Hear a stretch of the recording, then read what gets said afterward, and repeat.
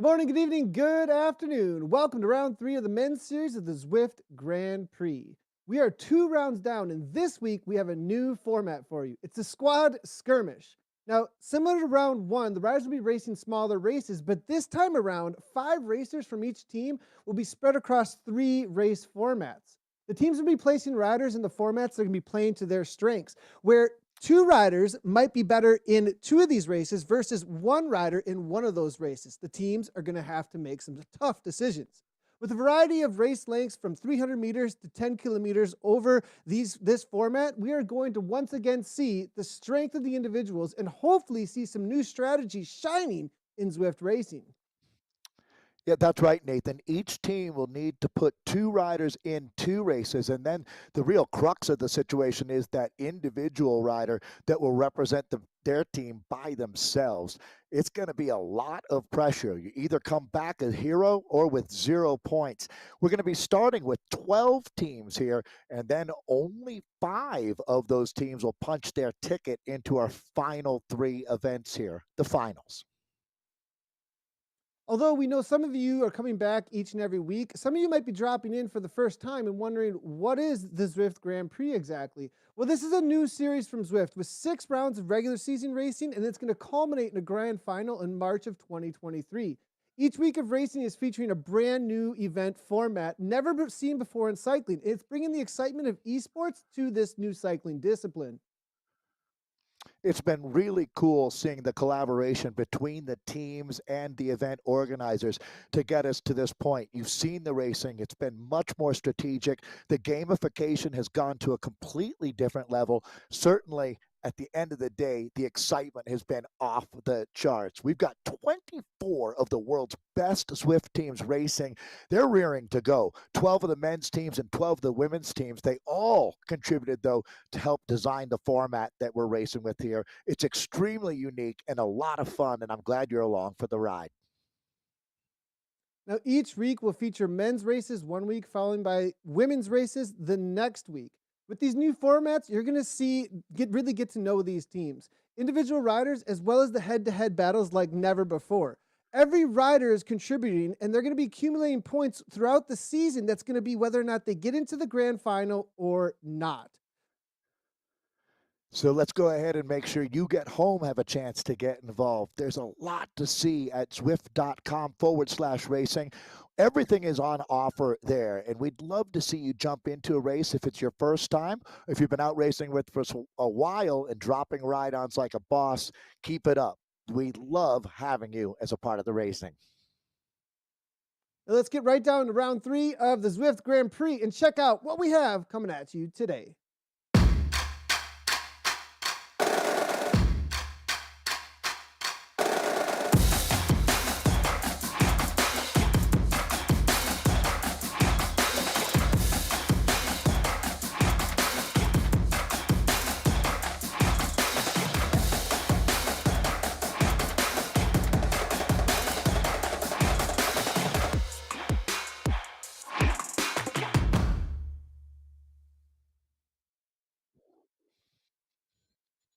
Squad skirmish, race number one in this round three of the Zwift Grand Prix. It is only a distance of 0.3 kilometers. Probably a little bit of surprise. Wait, what? A sprint race. Yes, it's right from the Pens over to the Watopia Lap Arch. Raced 4 times. Event 1, 3, 5, and 7. 24 to 12 riders will be in this Pens taking off for the sprint. The finish line is going to be awarded first through 6 and 6-1 points in Watopia.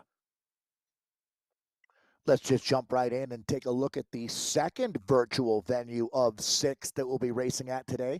Events number 2 and 6 will be taking place on Watopia's Tempest Fugit. It's another sprint race in the qualifying round. They'll be going from the Pens to the Rock Arch. We'll be starting with 12 to 24 riders, and there's a lot of points on offer from 12 down to 1. So they stacked them up linearly there. So back to you, Nathan.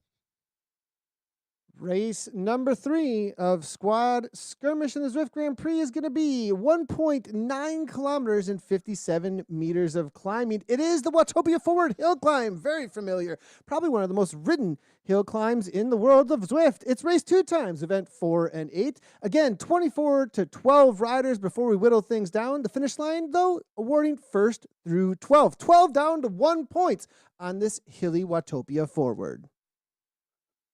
Well, we've talked about the teams in the battle. They now will have moved into the finals here with 5 squads, as this is the 4th venue and it's into the finals now. Distance at 9.4 kilometers, but there is a massive amount of elevation gain here. Power-ups are in play here with Arrow, Invisibility, Burrito, and Draft. Points going from 10 down to 1. This is going to be an absolute Donnybrook on the hilly route reverse. And on to race number 5 in the Squad Skirmish. It's a 2.7 kilometer race with only 20 meters of elevation. Again, a sprint race with 10 to 5 riders as we've whittled things down. First through 10th will be awarded 10 down to 1 point. We're heading on over to the volcano. It's going to be from the Pens of Watopia over to the volcano circuit finish / lap arch. Invisibility and Burrito are on grabs. Those disruption power-ups, they're going to be making a difference today, Dave. With 11 different events taking place at 6 different virtual venues, this is where it'll all be done and dusted. Watopia Quatch Quest, it's 5.1 kilometers. Only the strong will survive with 122 meters of climbing. It's a sprint race. 10 to 5 riders will take the start, and we'll be scoring this from 10 down to 1 points. It will all be on the line here as we wrap up round 3, Squad Skirmish.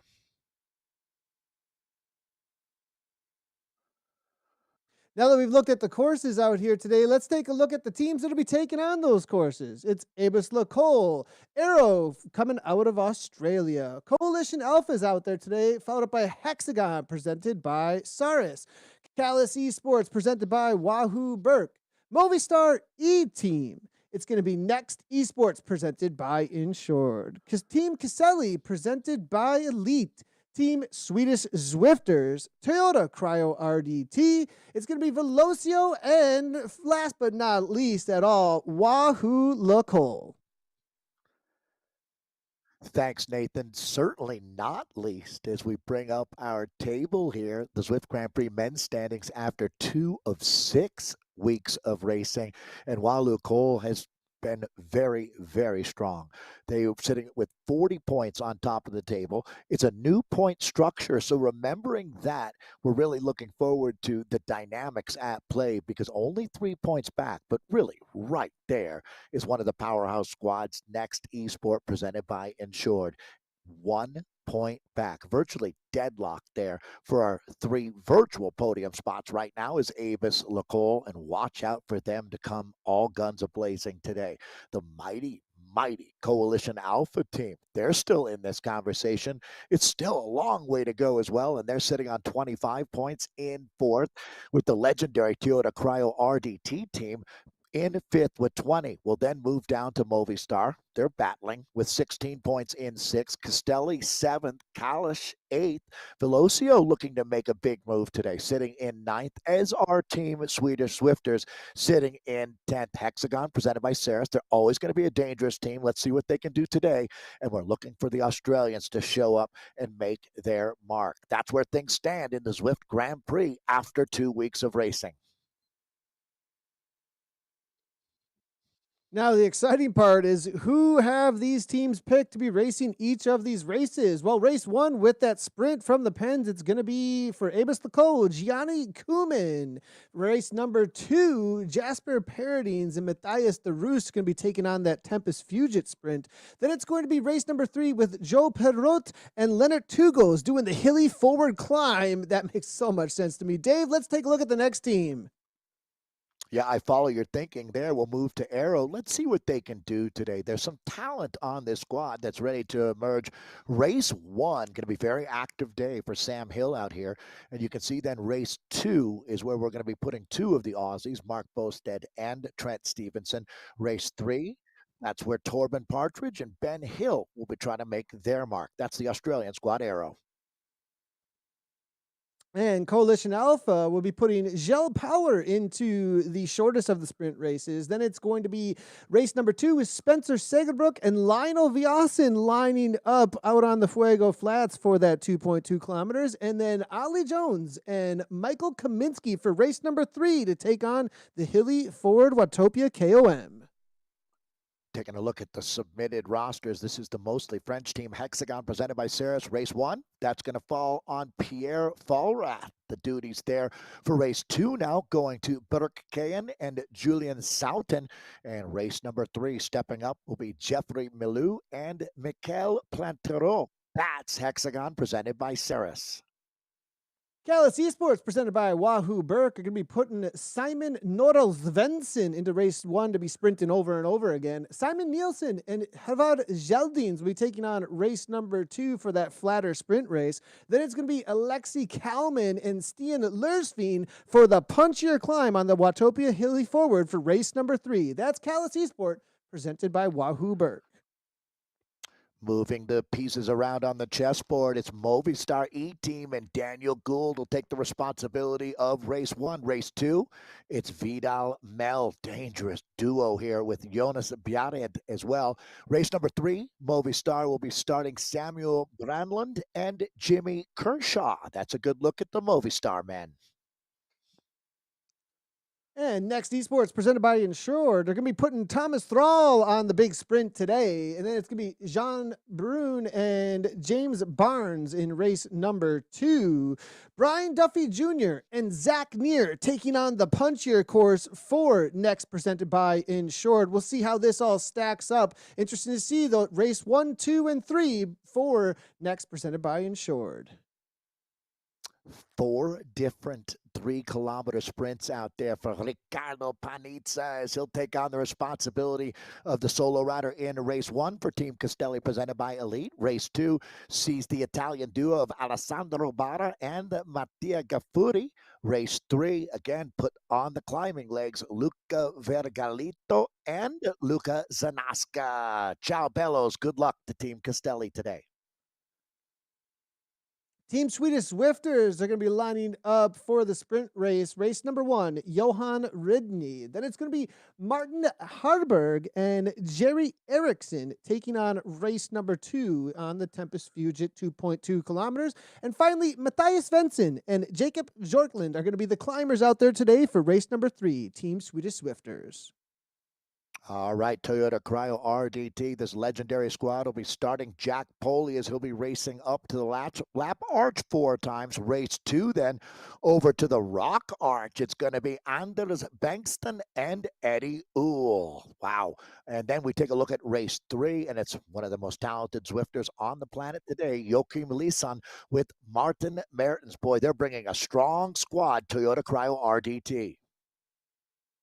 Strong squad that is. But now look at this. Velocio showing up in the neon. Brad Bickley racing 4 times to that sprint arch. It's going to be Jason Frank in race number 2. And Adrian Vouliar going on to the rock arch on Fuego Flats. And that's Jammers himself, Damn Jam Rosick, and Kevin Bouchard Hall for race number 3, taking on Watopia Hilly KOM Forward. That's Velocio today in the Zwift Grand Prix. Getting a look at the mighty Wahoo Lacole team on top of the table and looking to stay there. It's the Finnish superstar Teppo Lorio who'll be doing a lot of the sprinting out there today for Wahoo Lacole. Race number 2, we see Mark Matting and Tim Rugg taking the start. Race 3, it's Adrian Alvarado and Howell Davies. Let's go, Wahoo Lacole. Let's go indeed. Let's jump right down into the pens and watch the riders as they set up for this sprint. Dave, we're about to kick off, and it's going to be 200 meters, everything on the line for this first one. Yeah, you really set the tone, don't you, here? It's going to be absolutely frenetic out here today, so buckle up. You can see the countdown is underway. We're inside of 5 seconds to launch here from Space Station Watopia. Nathan, it's on like Donkey Kong as we send the men out on course. The teams have had a critical selection to make. This is a moment in history, and it looks like Thomas Thrall is going to bring them into the sprint. Nathan, I'll throw it to you. This kick is happening right here, right now. And right from the get go, you do see it's going to be Callis taking over from that initial kick. Right, it's four riders distancing themselves immediately. Fence Nordveld fence, and it looks like that takes it down. Kuman followed up by Lorio, Teppo, Thrall for fourth though. Gold followed up Gel Power, Bickley, Paniza, Polly, Felroth, then Hill. That's going to be your finishing order, it looks like, Dave. Oh, man, it's just a full gas kick to the line. Dave, take it away for the points. Even BMX racers would say, wow, that was quick. So Simon Nordhaus Svensson makes history and takes the 6 points. That's the maximum allotted there. Kuman good for 5, Lorio for 4, Thrall for 3, Gould for 2, Power for 1. And then you can see, unfortunately, getting shut out there will be Bickley, Panizza, Poli, Felrath, and Hill. So that's the theme, Nathan. Fast and furious out here. We've got, so these riders now will take a short break. They'll be back in action in just a few minutes as we'll move to event number 2 here, staying in Watopia, but we'll go back to the Pens as the Rock Arch is the next sprint destination. So, Nathan, that was the fastest bike race I've ever seen in my life. What, really? The fast? Well, I think you're right. I think. I mean, BMX versus this, I don't know. I mean, that's pretty close. 200 meters right from the get-go, full-on gas sprint. I mean, the camera angles there gave us a good idea, it looked like, for what the riders were doing right from the get-go, but we didn't see necessarily the watts per kilogram. They were orange from 10 seconds, 5 to 10 seconds to go. And the timing there from the Pens, it really is kind of like BMX. You sit in, hold that line, and then the gate drops, but all the power is already on the pedals the moment that that gate drops, because the kick is everything from that first start, from that start line. Yeah, animal instincts there, as there's really not a lot of tactics. You hit out, as you said, Nathan, you're just putting the accelerator down on the floorboard. Incredible. Now, what's interesting to me, Nathan, I would have designated my top rider, my top sprinter for this event, thinking that there's 24 points that could be picked up out here. And Nordal Svensson now has 3 more cracks at it. That was a dominant opening sprint here. So, again, these riders get to chill out for a moment here. I'd imagine you'd keep the legs turning over there and just get ready to lock horns one more time. Yeah, I think we're gonna take a quick look at replay. As far as tactics go, there may be a little bit of something that played out. We saw it real quickly here, but I have a feeling if we take a look, the lead out from Thrall maybe ended up being a little bit of a disadvantage to him, where I'm wondering if Nordahl actually waited a little bit for the full-on kick, or was this everything he got right from the line? I wonder if this was tactical at all, or did Teppo and the rest of them here, as you see Teppo and Wahoo Lakol, you see Nordal just going right from as soon as they hit this downhill. I thought perhaps maybe on the downhill section here, we could have seen a little bit of a draft and a come through from Kuman, but it looks like Nordal just able to kick right from the get-go with way more power than everybody else. Or was there a draft that maybe allowed him something around that corner and into the downhill? I wonder if which one it is there, Dave. Well, I would have to say that, Nathan, if you look at the course, it's a launching pad as you're going downhill into that sprint. And I have to think that they just go all in. It's a complete effort where you turn your brain off. No brain, no pain for that 10 seconds there. So that's a good look at what it's going to take out here. Yeah, this is definitely interesting whether or not it's able to be repeated by these athletes over and over again. You know, this is going to be 4 times. So if you put all of your chips in that first go, are you going to be able to repeat this again? Will we see the same thing where just there's a dominating performance from the same rider over and over again? Or are they going to get tired out after these little kicks, well, big kicks to the line out on Motopia 4 different times here, Dave? The theory was presented if you put 2 riders into this event, and that's part of what makes the squad skirmish so unique. These formats have been fantastic. This time the directors had a big challenge, because had you put 2 riders into this, you still have to win that first sprint though, but you could rest a rider and alternate out there. That's one of the thoughts that we had heard from pundits talking about how you manage this event. It's a lot of what's fun about this is the unknown. these factors that come into play. One thing I do know that if Tom Thrall isn't winning these sprints handily, this is going to be interesting. Teppo Lorio was right there. What I would say, Nathan, is don't expect the top five riders to change all that much here through the next three sprints. I'm not going to say that we see the Norwegian winning four times, but I don't think the podium changes all that much. It sounds like they're just about ready to throw things back down to the start pens in Watopia. This time we're racing to the Rock Arch, Nathan. It's a little bit longer, 2.2K this time, so a little bit more of a setup, an appetizer before we dive right into the main course, which will be another sprint finish.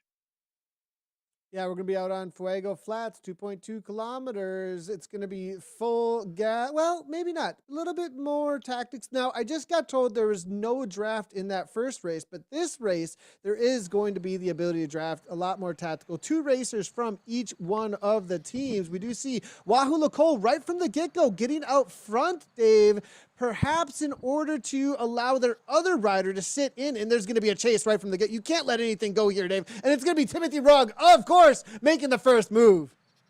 Now, there's going to be some teams that are going to look to double dip out here, Nathan. I want to get right to it tactically because Timothy Rugg, this is his MO. So now this is huge for his team, Wahoo Lacole. They're going to be forcing the chase. His teammate here, now every team, it looks like they're taking two starters out here. And here's a huge talent. This is going to be the South African on Toyota Cryo, Eddie Ool, and Ool now has gone past Rugg. Are these two going to be able to hold him off? That is a very, very hungry group of wolves right behind them. So it's just body blow after body blows. We go into 1.6K to go. That Rock Arch won't come up quick enough with the huge effort that they're making. Back to you, Nathan. These two riders are our leaders, Timothy Rugg and Eddie Ool. 7 watts per kilogram, trading poles. It completely makes sense to work together at this point and go all in. If you're going off the front at this point, the rest that you will gain in this small amount of time, if you back off from this, it's already said and done. They have to push all their chips into the table. And at 5 seconds, Dave, with such a small pack behind, look at Eddie here. He is completely committed to this move, and he has to be completely committed to this move. And they may have done it. We see Gaffrulli now making a move. It's going to be the Italian squad now trying to make a move to come back because that's 10 watts per kilogram going across, Dave, because he thinks that this is gone, and that's a lot of points going up the road. Ool and Rugg, will they pull it off? In event one, the maximum points were 6. The maximum points here are 12. These guys are sitting on 12 and 11 points if they can hold on. So they're certainly looking to leave some crumbs on the table, but not many, as it looks like that gap is coming down, and it's coming down quickly, down to under 2 seconds now. I don't know if they're going to be able to make it. Eddie Ool has hit out for the finish on his own. Timothy Rugg now going to latch onto that wheel. If they make it, it's going to be by a cat's whisker out here. That one rider that's pushing across is going to be the Italian on Castelli Gaffuri. Gaffuri has made it, so it's 3 away now. So 12, 11, and 10 points in that group. And Nathan, it does look like they will stay away as Gaffuri goes by, however, and he's going to look to take the lion's share of points here, down to just over 400 meters to go. Back to you, Nathan Guerra. Timothy Rugg now played it so smart. He allowed Uli down. Eddie Ool pulled him all the way to the line. Rugg goes across to Gaffuri. Gaffuri tried coming over the top, but it looks like Rugg now to the line, perhaps going to be able to play this completely, perfectly, tactically. James Barnes is kicking at 18 watts per kilogram behind, but it's not going to be happening for the win here, as it's going to be Timothy Rugg grabbing 12 points for Wahoo Lacole. Gaffuri for second. Eddie Ool coming through for third. I have a feeling that there was a little bit of a mishap there behind, but Brood, there it is. John Brood for Next Esports for fourth place. I have a feeling James Barnes maybe with the dropout. I saw it drop to 0 watts per kilogram for a moment. The moment that he kicked for the lead out, it looked like he had to back off. That's too bad to see, but it is going to be his teammate taking the pack sprint for 9 points. But Timothy Rugg, Dave, talk to that play. I mean, he sat in on Ool's wheel and allowed him to do the work. The moment Gaffuri came by, he jumped right on the next train. He lit the fuse and was the bomb. That was Timothy Rugg at his very best there. And you can see that Wahoo Lacole, Nathan, they take massive points here today, with Modding scoring up in the top 5 as well. So he was really second in what I'd call the field sprint. But Timothy Rugg with 12 points, that's huge as we take a look at where things stand now after 2 races here. 8 races in the main part of today's event before we move into our final 3 races that make up the final. Wahoo Lagoa 20 points now. Team Castelli presented by Elite. Nice job as they're tied on 11 with Coalition Alpha. Toyota Cryo now 10 points. It's very, very close here between second and fourth, with Wahoo Lagoa starting to move away a little bit. Top 5 teams advance. Remembering that next Esport is sitting right on the right side of the bubble. Movistar on the other side. Well, actually, they're tied at 9 points, so they're both right on the bubble right now. That's a look at our table here as we head into event 3, Nathan. This is going to be really, really fun as we have a chance to mix things up like we never have before. You could clearly not do a race like this in real life. This is the magic of Zwift. And our athletes, their participation in helping us get to this point is really paying off now. What an exciting day. But Nathan, got to say, Wahoo Lagoa off to a tremendous start, but who could be surprised by that? Yeah, I mean, they always have some of the best tactics and best riders when it comes to esports and racing. But as for the viewers wondering, okay, what's the next race? What's the next event? Well, that race number 1 that we saw, that kick right to the line, we're gonna be doing that 4 times, switching off back to back from the race 2 and the race 3. So we're gonna be sticking that race number 1 from the Watopia Pens right to the Watopia Lap Arch 4 times in between each one of these races. Race number 3 will be coming after this one for its first time, and they'll be doing the hilly Watopia forward. But we're going to be We're taking going a to look take at a the look at the race number results from race 1. number 1 here and see how things went, just to give us a bit of a picture, a snapshot from a few minutes ago. As Nathan was saying, these riders are just about ready to go again. So it is Simon Nordhals Fedson was the best of the best out here. Gianni Kuhlmann comes through in second for 5 points, and Teppo Lorio, the esteemed Teppo Lorio out of Finland, with 4 points. Thomas Thrall there with 3 points for next insured. Movistar's Daniel Gould, 2 points in fifth, and Chell Power there for the Coalition Alpha team with 1 point. Rest of the riders getting shut out. Let's see how close this is. Will we see a carbon copy of those top 6, maybe in a slightly different order? Yeah, it'll be interesting now.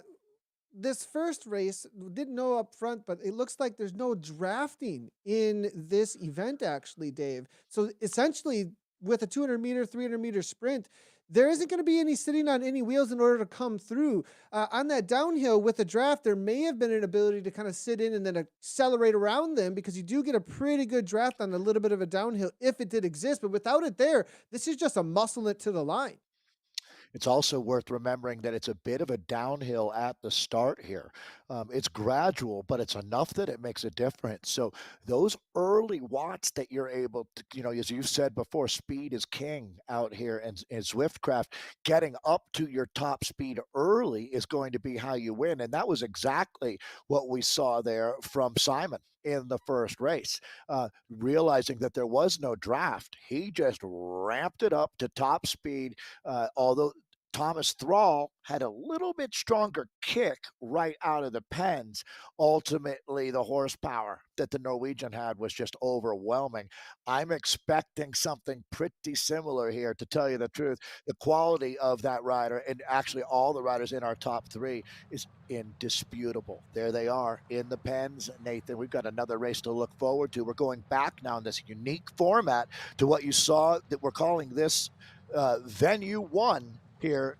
We're inside of 5 seconds to start, Nathan. Here we go. There's going to be a sonic boom coming out of the pens. We've launched the riders. Nathan, this one goes full gas immediately. And let's take a look. It looks like Teppo Lorio sitting 4th wheel, but it's going to be Simon again. Yeah, Nordvold Svensson, look at this move by him right from the get-go, over and over again, showing that he's just got a 17 to 18 watt per kilogram kick. The riders trying to do something about it, unable to even respond, and completely dominates this again. Nordvold Svensson, followed up by Kuhlmann. Teppo Lorio ends up taking a place higher here, so that kick to the line a little bit better from him this time around. We've actually seen a pretty good swap around in the places below first and second. Gould there for fourth. It's going to be Zhao Power in fifth this time. Thomas Thrall ends up in sixth, Bickley seventh, and Paniza eighth, Felrath ninth, Polly coming around in 10th, and Sam Hill in 11th place. Dave, interesting. Again, the tactic, It's as the you said, I think is everything you got right from the get go. Yeah, it's actually pretty simple, straight ahead. It's the exact same six, just in a slightly different order, although really not all that different. Thomas Thrall, they're sliding down a little bit, but again, Nordhall Svensson, the Norwegian, just phenomenal. He's already picked up now 12 points, Nathan, with a 24 maximum. Yeah, and the idea We that got these round three riders are going to go points. ahead. Let's take a look at round 3 points here. As it's going to be Wahoo Lacole still on top of the table with 28. Kalish there, even with the phenomenal sprinting. They're still sitting right here in second now with 17, still tied on 14 points. In third and fourth is Coalition Alpha and Movistar E Team. Fifth place now is a tie between Avis Lacole and Next Esport. Moving down, you can see how close this is. Fantastic racing today. Team Castelli with 11 points in seventh. Toyota Cryo RDT, eighth place right now at 10. And then still waiting to score out here. Hexagon, Velocio, Swedish Swifters, and Aero. So after 3 races of the 8 that will make up the bulk of the racing leading us into our finals here today, again, 5 teams qualify. So, Nathan, it's really close there. All of these teams, Coalition, Movistar, Next, Avis, they're all right there. And they got Castelli to worry about as well. Beautiful racing out here so far today. Well, next up, we are going to be having our race number 3. We'll have 2 more of what you just saw. We'll see if anybody can take on Simon Nordzel Svensson from Callis Esports. But Wahoo Lacole still at the top. Race number 3 is going to be really interesting because they are going to be taking on the Watopia Forward KOM Climb. It's going to have a little bit more of a grind to it, I think, Dave. And we're going to be looking for the climbers.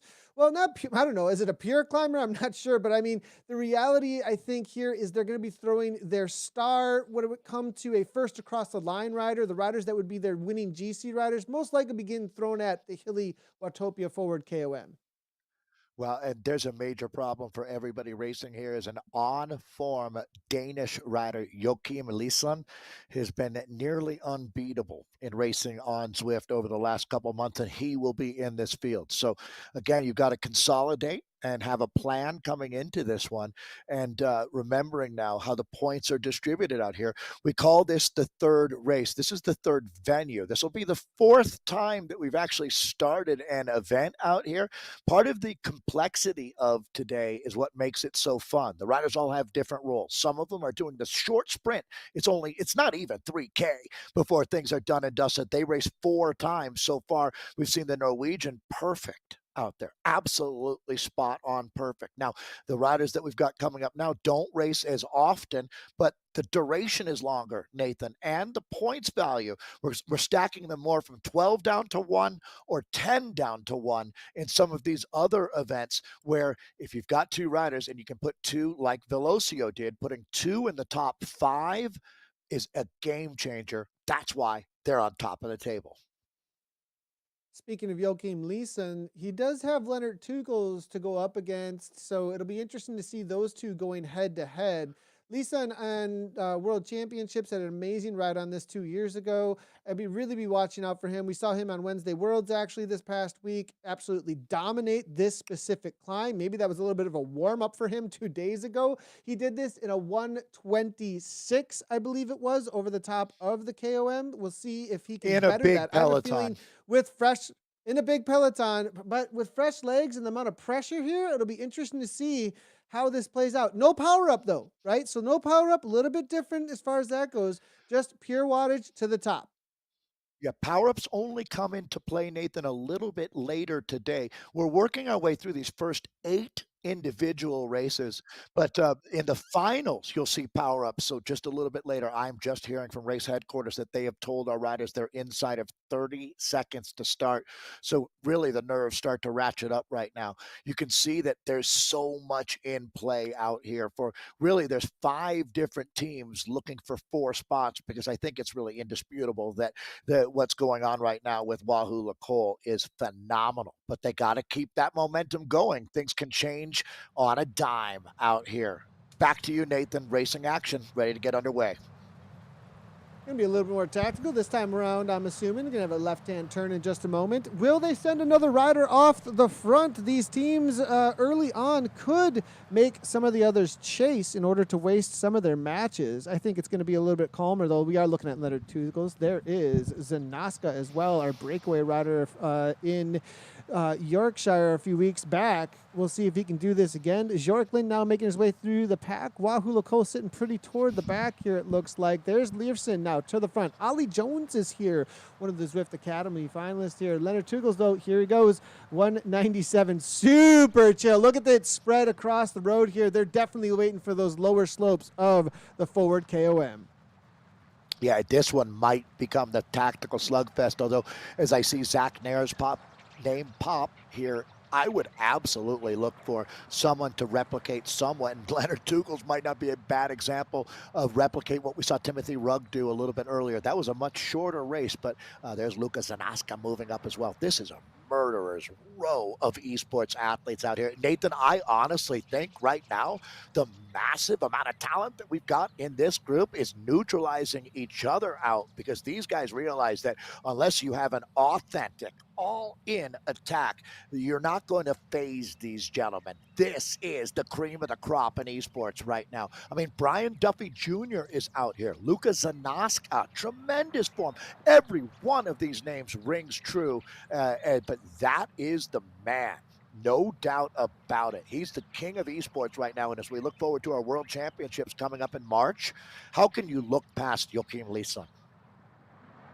Bottom to top move here. Ollie Jones, 11.6 looks like watts per kilogram. That's a serious move. Kaminsky jumps right on his wheel. That's a lead out train. That is a definite move here by Coalition Alpha. Now Kalman responds to it immediately. They don't want to let him get too much distance. 12 watts per kilogram here coming from Alexi Kalman. Now backs it off as they cover the move by Coalition Alpha. Will they be able to hold on to the front end of this pack as Jones doesn't even look like he's too much bothered at this point. 180 beats per minute. Now backs on off a little bit as the full kick is going to come. This little flat out here, Dave, they can grab so much speed if they kick through here. And here we go. Wahoo Cole's going to play some cards right now. That's going to be Alvarado. He hits out. Again, the strength of this peloton shows you how quickly they respond. And Ollie Jones goes up and over the top, but it's the churn going on right now. Down to 400 meters to go. They're going to go incredibly deep right now. You mentioned Leonard Tugels, and there is the Belgian Express with Brian Duffy Jr. now making his surge. They're going to rapidly run out of real estate, Nathan, as they quickly come up on 250 meters to go. This is one of the most infamous climbs on Zwift. Most well-loved, and there's the finish trust with, that's going to be Duffy Jr. on the front to you, Nathan. Duffy Jr., but here comes Joachim Leeson with the perfect time. Is it going to be Leeson Jr., Tugels over the top. It's Tugels takes it down. What the timing. Brian Duffy Jr., he tried to get that gap, Dave, and it looked like he almost had it, but they grabbed onto his wheel, and it was Leeson and Tugels sitting on that wheel, perfectly timing it, coming over the top. Kalman and Bouchard Hall actually overhauling Duffy Jr. as well. He ended up being the lead-out man in the last 200 meters as it flattened out a little bit. He got the gap, Dave, on that kick, that little bit of an uphill grade, but instead of being able to hold on to it, when it flattened out a little bit, Tugels and Leeson came over the top. With these monsters, Nathan, it is so hard to hold off. One of the top racers of all time, Leonard Tugels, on top of the table there with 12 points. Leeson ends up second.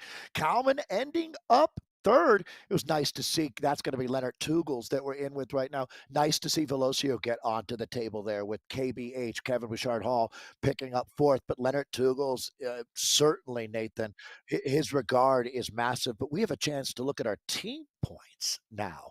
This is going to be interesting. as Toyota Cryo RDT. This is just from this last event that we witnessed, picking up 17 points there. Amos Lacole with 13 in second. Next, Esport presented by Insured with 12. Kalish in fourth with 10. I mentioned Velocio getting the 9 points off of KBH's effort. Coalition Alpha in sixth. Hexagon presented by Saris will be in seventh. And then the final team collecting any points will be Team Castelli with 2. So that's how it all sorted out there for team points after the phenomenal climb on Nathan. When you look at it, these riders really have their roles on the squads, and we're going to be going back again to the sprint mode. Let's take a look here at the replay of what just went down. See how we can see how these riders played it out, as it does look like Tugel's there at the last 50 meters coming over the top. The timing was perfect. Leeson thought that maybe he was able to come across, but I think there just wasn't an ability there at the end. I mean, Dave, really, from about that halfway point or so, Dave, of that hilly KOM, the start is kind of a shakeup. And then as you get to that halfway point, it levels off. It's a 2-tier climb. You figure out where exactly you're at. You try and find your way to those top 5 wheels or so. And essentially, it's a full gas sprint to the top at that point. Anybody who can tactically play a game from that point forward, man, you're just another level above. And I think Tugels, as well as Leeson, really are at that level. Whereas Duffy Jr. said, I'm going to attack full on last third there, see if he could get that gap. He really gambled with it there. It might have been all he had to the line, actually, because if he waited, he might have found himself even further back as he ends up in 5th. Really goes to show, Dave, how tactical a climb like this can be out on Zwift. Yeah, when you look at it, a bit of a preview, to tell you the truth, at the World Championship, it had that vibe, didn't it? That kind of quality, and it shows you how hard it is to get any kind of a gap as well. It really is. That was exactly what esports racing is all about at this point. Now, when you look at those guys, they'll be back here in a little bit. We've got a few minutes now for things just to kind of settle in and let us take in what's happening out here today as we're kind of through the middle part of the main event. 5 teams are going to qualify to go into the finals. Now, they have already submitted before racing began today, Nathan, the roster if they do. So a provisional, if we make the finals, this is our roster. We had a brief chance to look at, it'll be 3 fresh courses, virtual venues that they'll be racing on. But right now we're going to be really going back and repeating what you've already seen. The racers on the shorter course, they're doing 4 different events today, but all on the exact same course. Can the Norwegian sweep? Nathan, can he take all 4 sprints? Let me start there as we break down all 3 of the events that we've seen here. Again, I know it's a complicated day of racing, but we're going to go back and look at the first of the 3 venues here, back to Watopia. And Nathan, what do you think? Can Simon do it 2 more times? So far, it's proven to be keeping Callus Esports in the race, actually.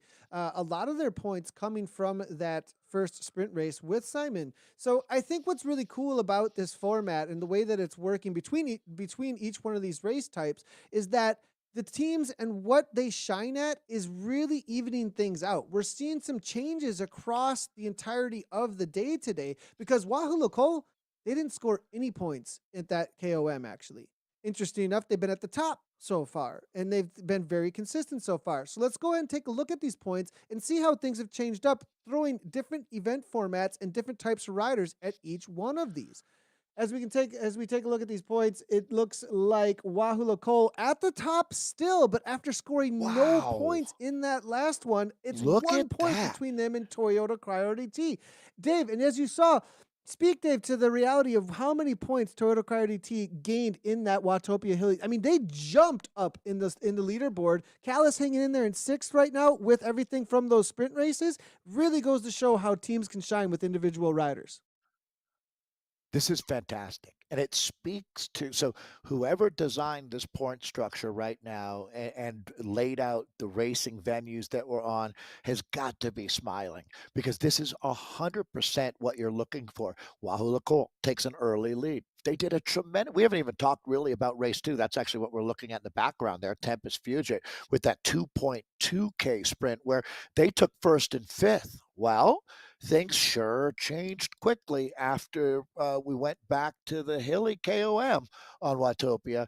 As you're right, Toyota Cryo made massive inroads, almost evening things up. But it's also noteworthy that Avis Lacole are stride for stride with Toyota Cryo there. Next Esport also. So you've got a four-team race. I talked about where we were sitting after the previous event. Everything has changed overnight. Coalition Alpha within striking distance, 100%. And now that's the bubble. We talk about the five teams that advance into the three-race final. Kalish has got some work to do. Movistar and Team Castelli, though, after what they just witnessed, they realized that if they can catch a break, make some moves, that it's not out of reach. Velocio starting to make their mark now. Hexagon presented by Saris with 7, and then Swedish Swifters and Arrow. It's just tough out there. It really is. The quality right now of teams like Toyota, Wahoo, Avis, Next, Coalition, it's just through the roof. And also remembering that our friends on the Arrow team are racing at a ridiculous hour of the day as well. So always want to factor in. I wish we could give them a couple points just for the fact, Nathan, that they're up at 3 a.m. Now, 100%. I mean, it's a very, very early morning for them. Hopefully, they can grab a few points on the board. But what have we learned so far? Now, watching each one of these races in this new format, I think what we learned so far is that race number 2, that event that we see out on the Fuego Flats, is the very tactical one when it comes to how are you going to play this out. 2.2 kilometers of flat. Are you going to make a move early on? If you do make a move early on, you're risking a lot. Is anyone going to make a chase? We saw a breakaway get a ton of points because of it. Amazing move by Walu Cole there, but can they repeat that? Now, we've seen repeatable efforts, though, on you put people on a hill climb. What's their ability there? Tactically, it can play out a little bit differently in the top 4 to 5, but probably going to see something very similar when it comes to the results across the sprint as well as the KOM. I think that middle race, that race number 2 on the Fuego, that's going to be the telltale as to whether or not Callis can get back involved. Some of these racers, these riders that are a little bit lower down, the teams are a little lower down outside of that top 10. They're not hitting that 22-point marker that Coalition Alpha is kind of on within that striking distance. They're going to have to make up a lot, I think, on the Fuego Flats and then eke their way into the results in race 1 and race 3 with a little bit better showing. But I think Fuego Flats is really going to be the telltale as to whether or not these lower down points teams are going to get back involved at the top. As we learn about a lot about racing in these different formats that we've got in the Zwift Grand Prix, I think, Nathan, you make a great point. The second venue that we're at, Fuego Flats there, that's the most tactical, and I think that's where some of the teams can roll the dice and maybe try, especially for going forward. Maybe not today, because at the end of the day, the Lions are roaring out here. You make a great point in the final race and the first race. It really comes down to you can either do this or you can't. And those guys are climbing at such a high level out there that you really are down to the 5 guys that can do that. I mean, it's nothing to be ashamed of. These are the best in the world right now. And the same thing goes for the race we're heading to right now. We're going to go back to the pens as it's another sprint fest coming up. The Norwegian, Nathan, looking to make it 3 for 3. They've entered the launch code. It's been approved at headquarters. And here we go, Nathan. Back to Watopia, and there's the champ in the house. Can he do it again? 1,283 watt max, and right from the get-go, now it's just all about holding on to the wattage. 15 watts per kilogram. What's this man's 30-second gonna be? Up into 179 beats per minute. Simon Svensson is a maniac. Distances himself from everybody. Kuhlman, Lorio, they come across for second and third, but this man can just repeat that effort and pure sprint talent, as you can see, coming from Simon Svensson. Wow. And this is keeping him in the race. This is keeping him in. 24 points total he's going to collect if he can just keep repeating this, and this is amazing for Callis because this really puts them back on the board.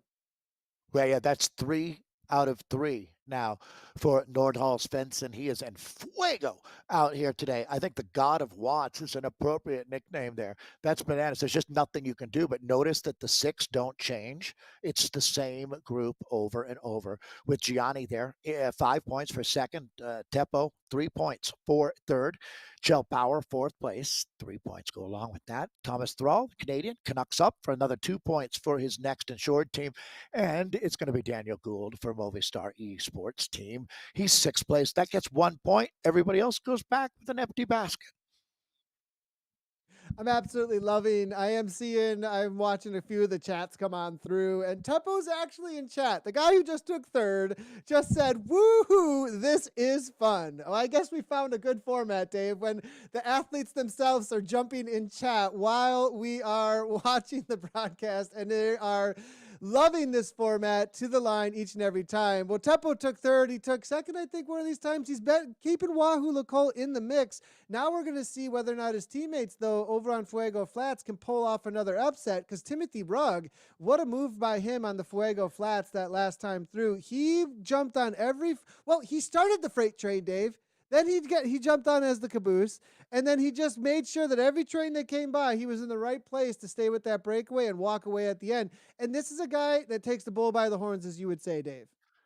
Yeah, it's the only way he knows how to race. It's his instinct, and a leopard doesn't change its spots, as they say. And I'm certainly going to be expecting that he'll be very, very active in the race again. I have to say that Teppo Lorio, who really is an esports all-time favorite, has become maybe Finland's second most famous athlete after Valtteri Bottas at this point.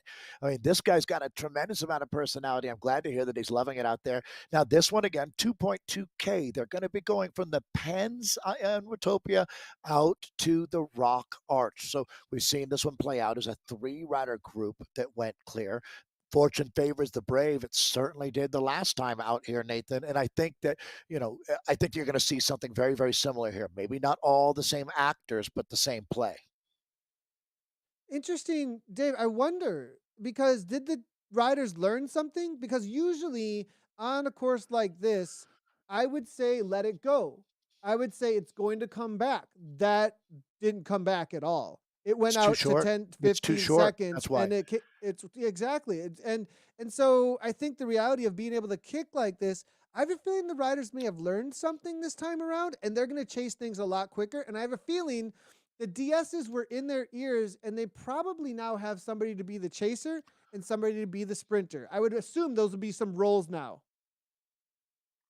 Let's take a look at results from the last race. We're just about ready to go. Sounds like about a minute until our next start, but these are the race 2 results. So this is what happened last time out here.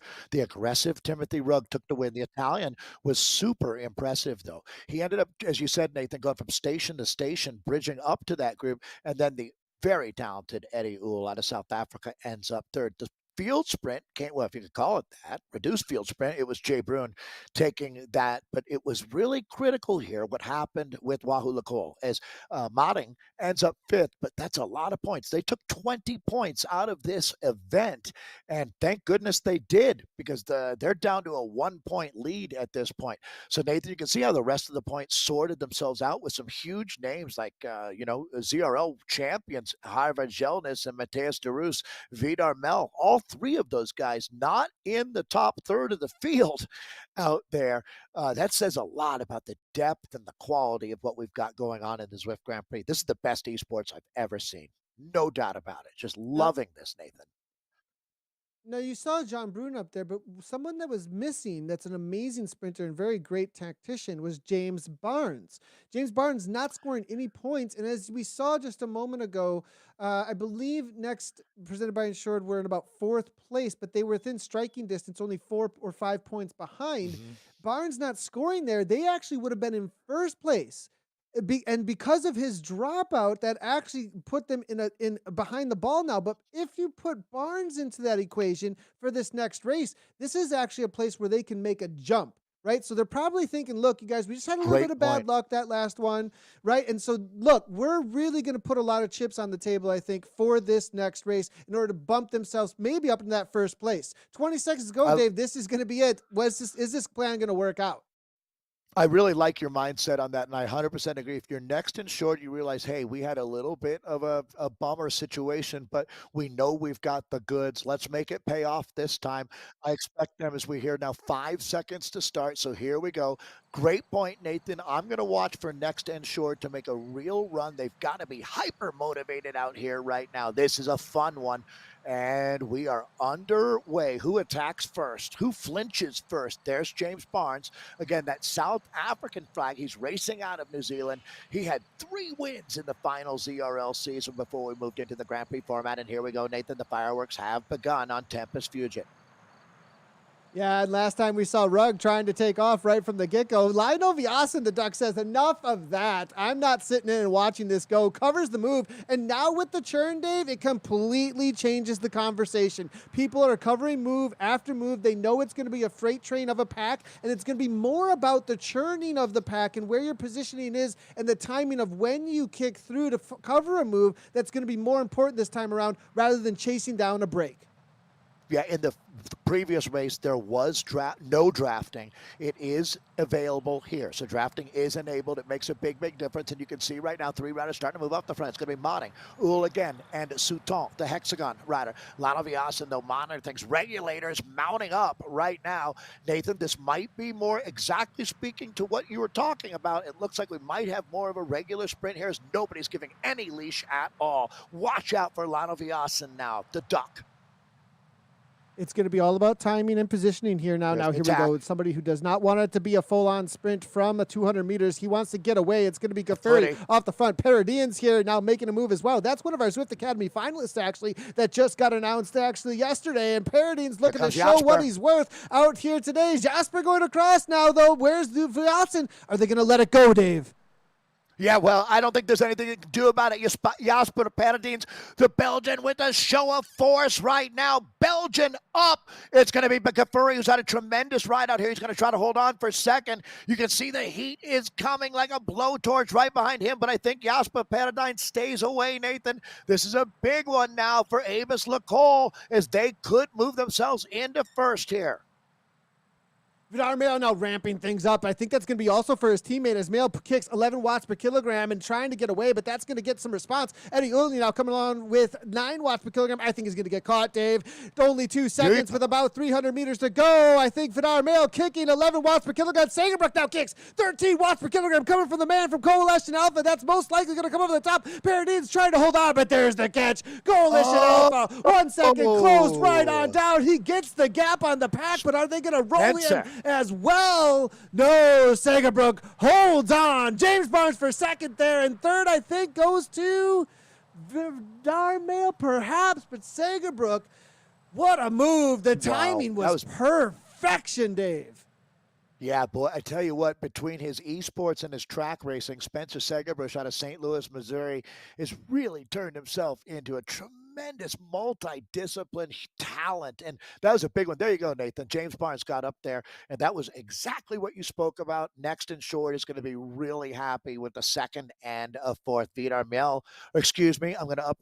My bad. Vidar Mel for third, and Jonas Bjarhed is going to end up in fourth with John Brun now in fifth. Still very good for both Movistar and Next in Short. Coalition Alpha not going to be disappointed to see Spencer Sagerbrook taking 12 points. It's going to be then Modding, Gelnus, Villiers, Paradane. So Jasper, and I thought for sure he was going to have it there. Shows you how dynamic it is.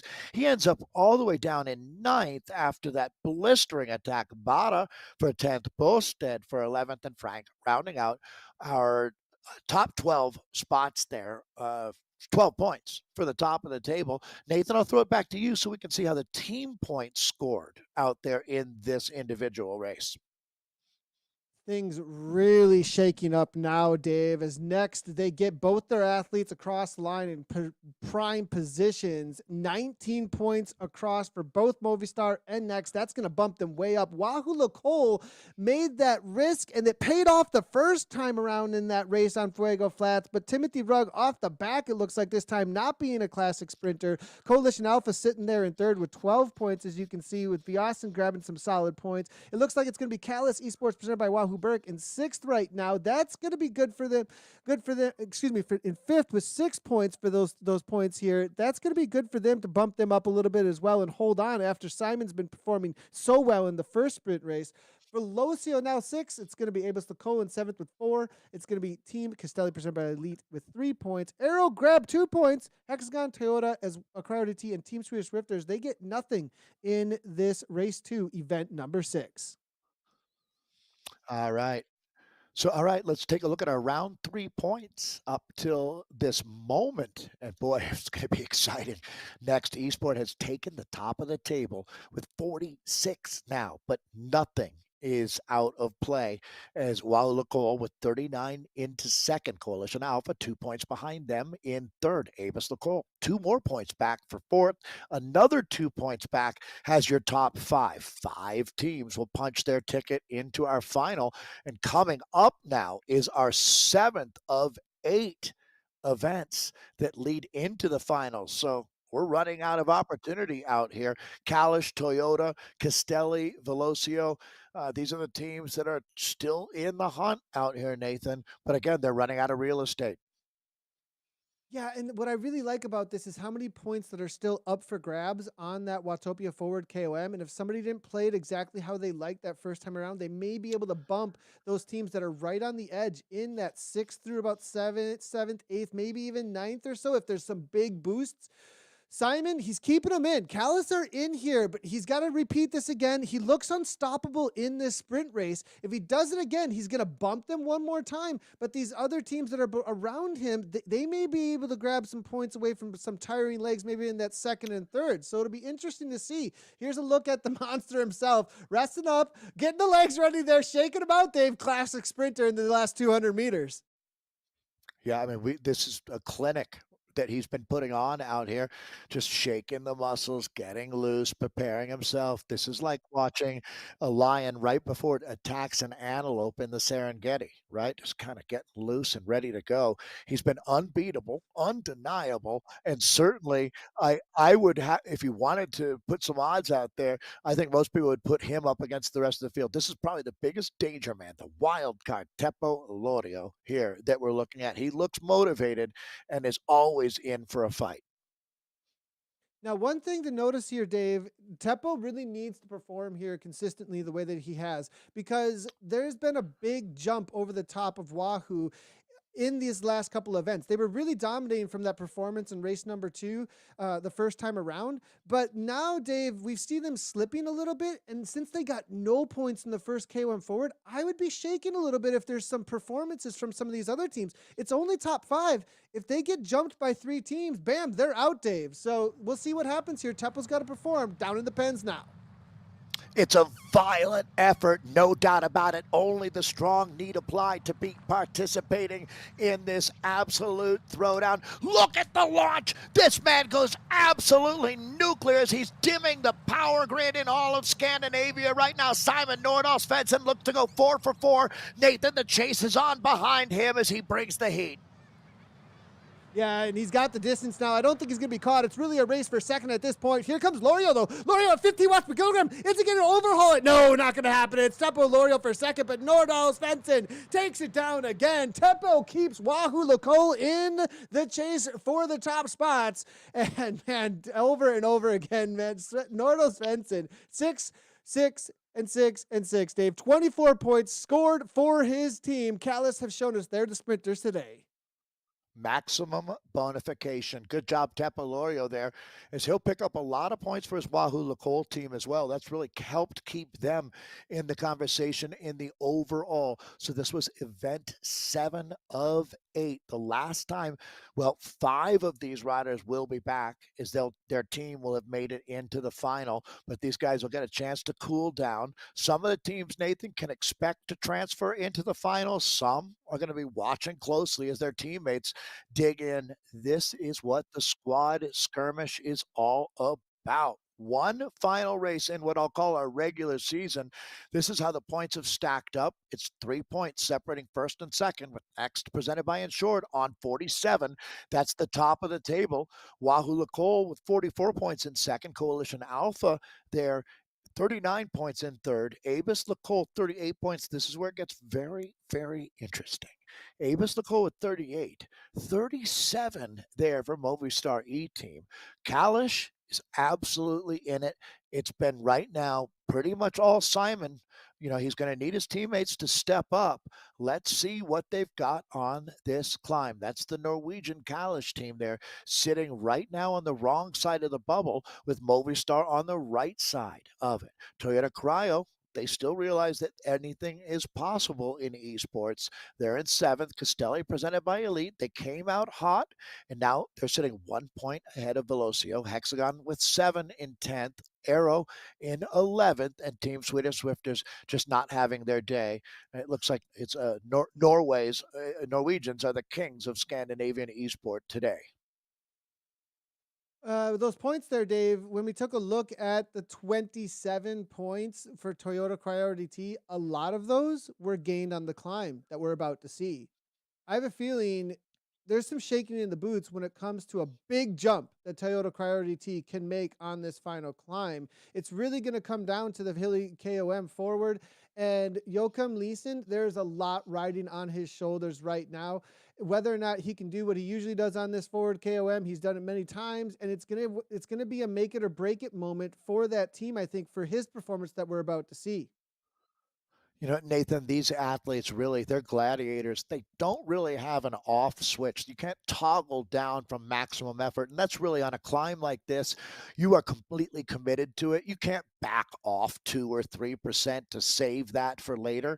So I would expect, much like we've talked about through the day with race one, where we've seen the same 6 riders having success, you'll see the same thing on this climb. It sorts things out. The natural order is really going to be determined by how many watts per kilogram you can make for basically a good minute and a half, even a little bit less than that, to tell you the truth.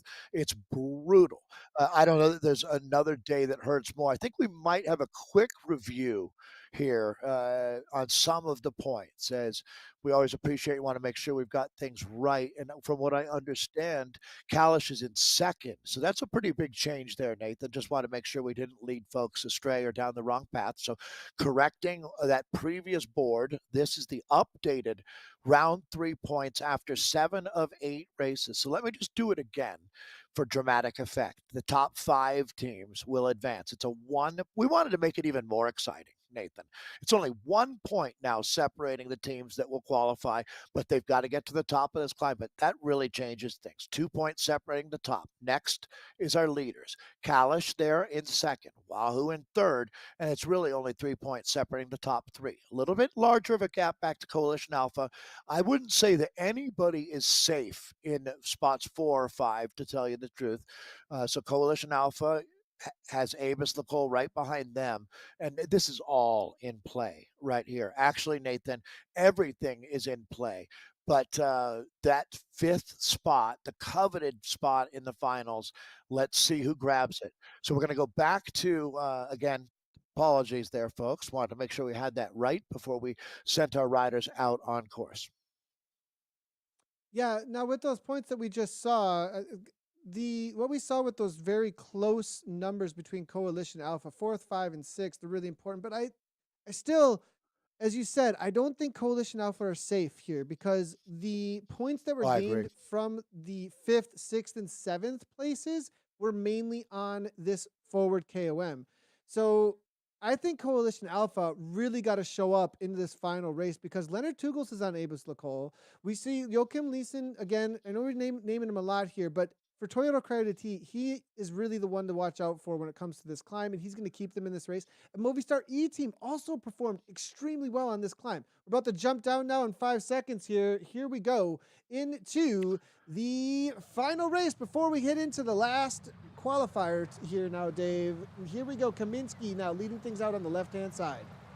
Oh, these teams have got to feel like they're in the esport fight of their lives out here right now. There's another rider that can really do something out here. It's Brian Duffy Jr. So next, no one can feel comfortable, but they might have a little bit of a buffer out here. But other than that, it's going to be complete pandemonium. So we've got the windup. There goes our first attack. It's going to be Jammers. Daniel Jamrosik has hit out. I love it. Velocio trying to get out in front of things. So a monster move being made by Jamrosik. First play has been made as the clash of the ash is underway here in what is one of the most highly regarded and well-written climbs. That's Jamrosik. As I said, it almost looks like he's wearing a costume. Yeah, Jammer's right from the get-go here, and I think he knows the reality of himself against the rest of these riders with a punch just not going to work out, right? So he knows he's not as punchy of a climber as the rest of these riders. If he can get a gap and not fade climb in quotes there, but it might not be the same kind of a punch effort from bottom to top. Gets the gap and then holds this all the way to the top the best he possibly can. That's his best chance here to make this and get some points for Velocio Dave. Yeah, maybe they can double dip because KBH had a good ride last time here for Velocio up in the top 5. I think even 4th place. This is a nice advantage that he's opened up, Nathan. I completely agree. There's really no such thing as a sag climb here, but this climb starts proper here in just a moment. As a matter of fact, here we go. The pitch goes way, way up. It is a 2-tiered climb. The finale is really basically flat. It's almost, it really feels flat by the time you've been through all of this. So that's going to be, Plantero, the hexagon rider now sitting in second. Jamrosik is our leader. So we're focusing in now on the Tête de la Course. It's going to be over in a flourish now, as this is going to be Plantero again. Brian Duffy Jr. is behind him, and Martin Mertens there with Kaminsky starting to lead up the big hit coming. There's Leonard Tugel's name starting to show up, Nathan. All right, these guys through the first third of the climb now. I think Jamrosik might have done this, Dave. 15 seconds. I'm doing a little bit of math, and I think at 8 watts per kilogram, if he can continue on and have another kick to the line, here.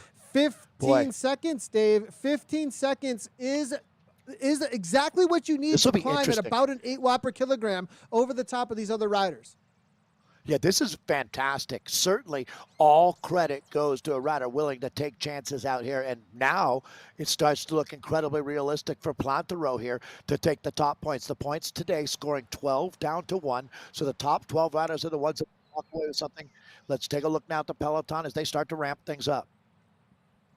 Yeah, and it's going to be Jamrosik was holding. He's not going to be able to make it happen here. Plantero is now able to make this happen at 8.8 watts per kilogram. They're gone, Dave. They let first and second go. Jamrosik might get caught. He needs a kick to the line. 7 seconds being closed down very quickly by Zanaska. Where's Joachim Leeson? Joachim here now at 14 watts per kilogram. Here comes the kick from him and Alvarado, but it's going to be Plantero taking it down. Look at the effort. 190 beats per minute just about. Jamrosik holds on for second. Zanaska.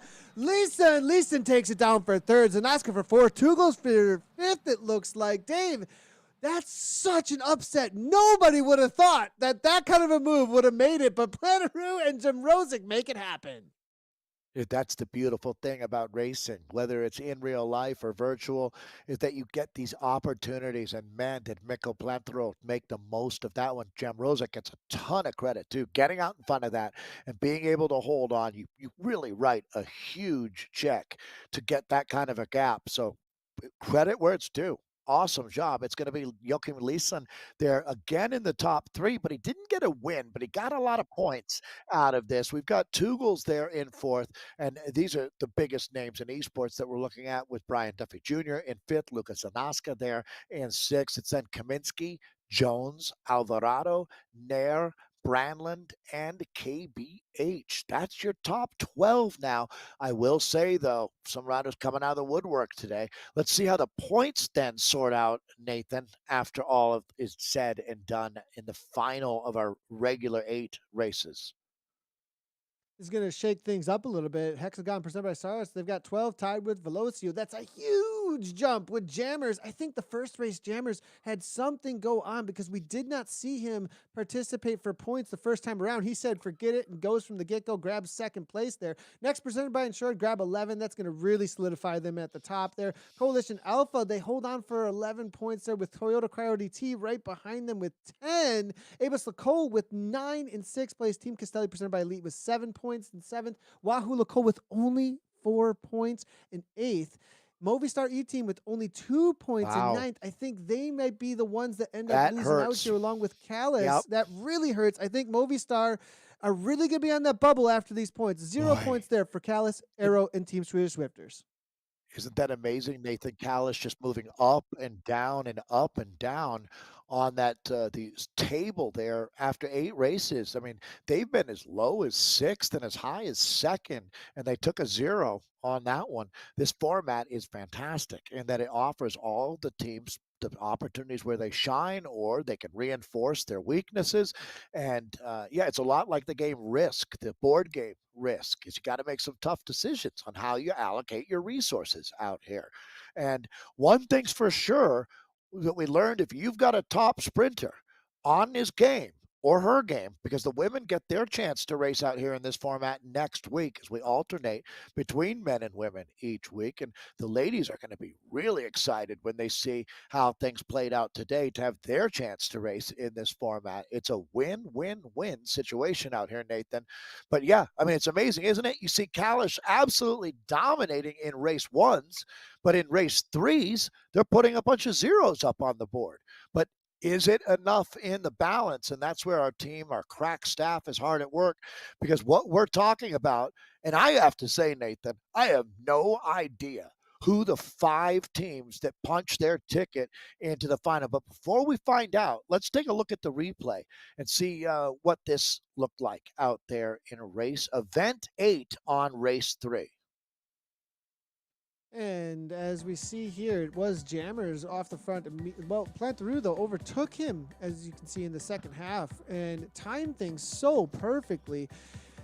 Jem Rosick fading, but holds on for second. Plantaru here, he timed it perfectly. That final kick grabs the speed and the gap that he needed to get maximum points for Hexagon. You know, Hexagon, presented by Cyrus, they may not make it through to the final round. We'll have to wait for those points to be tallied, but this is a huge win for them in this final. And what a move here from him. Very cool job here. And really, it goes to show what a strong team that they are and how well they can represent on the It looks like day. a horror And film, what kind of doesn't it? It effort. looks like he's being Look at the, murdered. yeah, right? Um, I mean, yeah. that shows the kind of effort that they put in, Dave, though I think a lot of If you times when saw we're your just watching neighbor like virtual that, avatars. yeah, unbelievable. And here's a perspective for you. Again, he's not being murdered, folks. It just looks like it. But it, Nathan, that win there was the equivalent of 2 of the sprint wins that we saw from Simon earlier. 12 points is what he collected at that finish line. He not only times it well, he really reaped what he sowed with that effort. And Daniel Jemrosic, tremendous what he did out there as well. He ended up getting 11 points for his team. This is exactly what we were hoping for with the Zwift Grand Prix, to have this kind of a dynamic where teams can make huge moves. And this is just the day of racing we're talking about. We have the whole season of 6 events to look forward to. Today's squad skirmish, though, it sounds like they've just printed the results, and you're going to be the first to know. Nathan, let me throw it to you. And it looks like next, presented by Ensure, they make it through here. Coalition Alpha hold on as well for second. It's 8 points back with 50 points. Wahoo Lacole in third with 48 points. Abus Lacole with 47. There's the bubble, Dave. Callis Esports, presented by Wahoo Burke, are the next team to make it through with 45 points. And there it is, Dave, with only 2 points being scored in that last race we just watched. Movistar E team are out. Toyota Cry DT as well, not able to perform. And really, that might have been the difference in chasing down Jem Rosick or not with that team there with 37 points in 7th. Velocio, what an effort. They bumped themselves up really well. They're going to end up in 8th. They're out for the finals here, but what an awesome kick there from Jem Rosick for them to grab 27 points total. It's going to be Team Castelli presented by Elite, 9th place with 23. Hexagon presented by Cyrus. They make a really awesome bump there in their points with 19 total in 10th. And then it's going to be Arrow with 2 points and Team Swedish Swifters, 0 points in 12th. Dave, that's the round points as we head into the next phase of this racing event. 9, 10, and 11. Going to be really interesting as we change up the courses that we're on. I think, Nathan, a great analogy here is football or soccer, as we say in America, but where you can have the best midfielders or strikers or fullbacks, but if you don't have a mix of all, or goalie for that matter, if you've got the best goal scorers but the worst goalie, you're never going to win in the big picture, right? Same thing here. Team depth is going to become even more paramount in esports racing, and the recruitment process and how hard these teams work to get the right riders that fit the ethos of their team. And certainly we've seen that with the next squads or the Toyota Cryos, and Hexagon is a team that's recently come into the big leagues of esport racing and getting some really nice results. So the teams have a brief moment right now, Nathan, to regroup. Would you imagine there's much discussion from the director here, as they will have presented their rosters to headquarters already? So the riders will know what event they're going to be in, and we do know the three courses that they're going to be racing on. Three fresh courses have been prepared here as well. So kind of a turning point in the racing here today, as we've qualified our 5 teams into the final. We've got fresh courses to race on, and this is going to sort out the big points here from round 3 of the Zwift Grand Prix. Yeah, we're heading back to Watopia actually for the first go. Race number 4 is going to be really interesting because it's a little bit longer than anything we've seen so far. It's going to be a full lap of that reverse Watopia Kili KOM, and 9.4 kilometers. I think this one is going to be the most tactical out of all of them. And because of that, I have a feeling that this is where you can gain the most points from riders making moves and strategies a little bit differently. Like we saw in the Fuego Flats, people were able to grab points in ways that perhaps just not a straight muscle it, whether or not you got it to the top of the climb. But I mean, look at what Jammers did. He might not have been a rider you would expect to be there, and he upset the apple cart, Dave. So I have a feeling we'll be able to see a lot of that in a longer course where people can play things out a little bit more right in front of your eyes. Yeah, and this is a little more exactly what you're saying, Nathan. Conventional racing tactics that apply, whereas what we've seen a lot of so far is just these shows of strength. So let's take a quick look at the rider list that we have to look forward to, as the teams won't be subbing riders in or out, but we can see how they've allocated their resource. I'm just going to jump right in.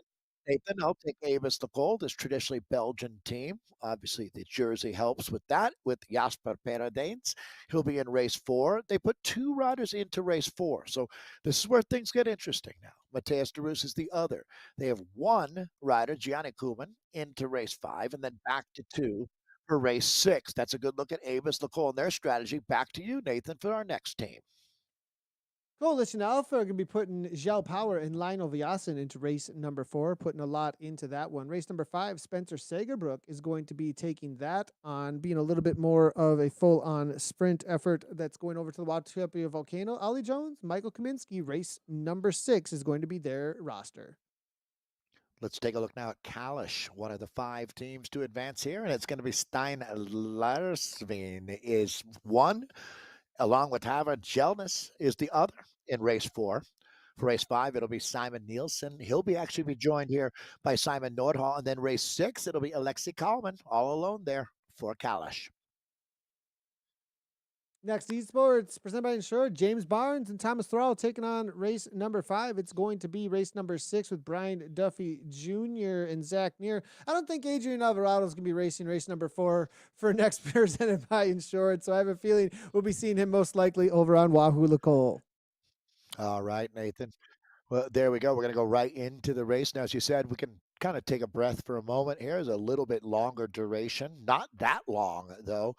It's just over 9K. There's our danger man, Lionel Viasen, the Duck, the infamous Duck out of Belgium, getting a ride on from someone there on Zwift Companion app, going in cam. Always stylish Lionel Viasen. He's been out and active lately, Nathan, really ramping things up here in Zwift Grand Prix season. You know, a little bit of question that starts coming to my mind as I watch Lionel here and how calm he is whether or not Coalition really planned that well to keep the riders fresh. I wonder if they felt scared at all, or if they knew that they could grab a lot of points in the finals there, because they ended up in second place overall, Dave. I mean, that they didn't seem like they were in a really good spot as we got done with the first Well, half of those first rounds of racing. So interesting to see how fresh he is. Now a little bit of invisibility power up. The so disruption power ups are on here, changes things up a little bit. it's worth noting that we reset points. Everybody's back at zero here. One of the things that you really learn at very, very high-end athletics is how teams are very smart about not wasting their burning calories in races where it doesn't matter, so that you're completely loaded up for when it does matter. And that's now. These three races, the finales, you can see it's been very interesting in how the teams have decided to place their riders. These are some of the names that are very familiar if you've been watching the last few seasons of esports racing. John Brune, another relative newcomer, but he's had some big wins and massive results, as it looks like Alvarado is going to go again. He's got Howell Davies with him here for the Wahoo LaColle team. These are the 5 teams, but everybody now at 0 points. Yeah, and here we go. Here it's going to be Davies sitting in, looking to play it really smart now at this point. That's who we got live in cam. And there's his avatar, 189 watts, 4.0 watts per kilogram.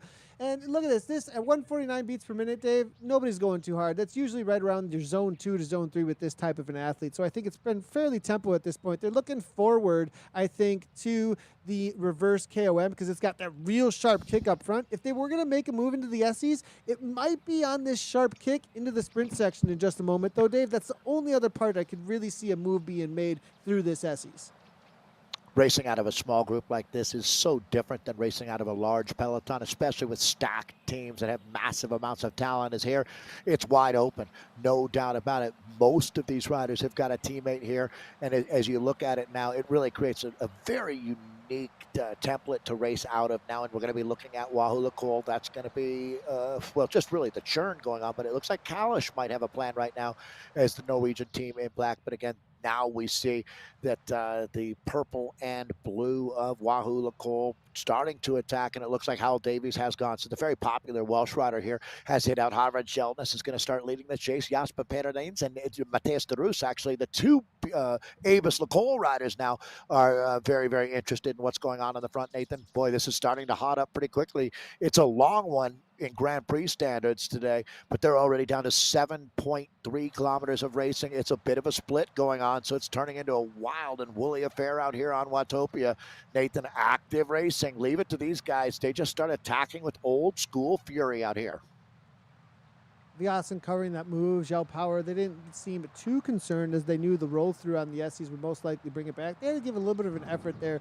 And I thought perhaps Paradines, Jackster was going to be making the move stick, but not going to happen. It gets covered and killed here. And they're going to be heading on over toward this sprint. Not worth any points or anything, but they do go through this sprint section in just a moment.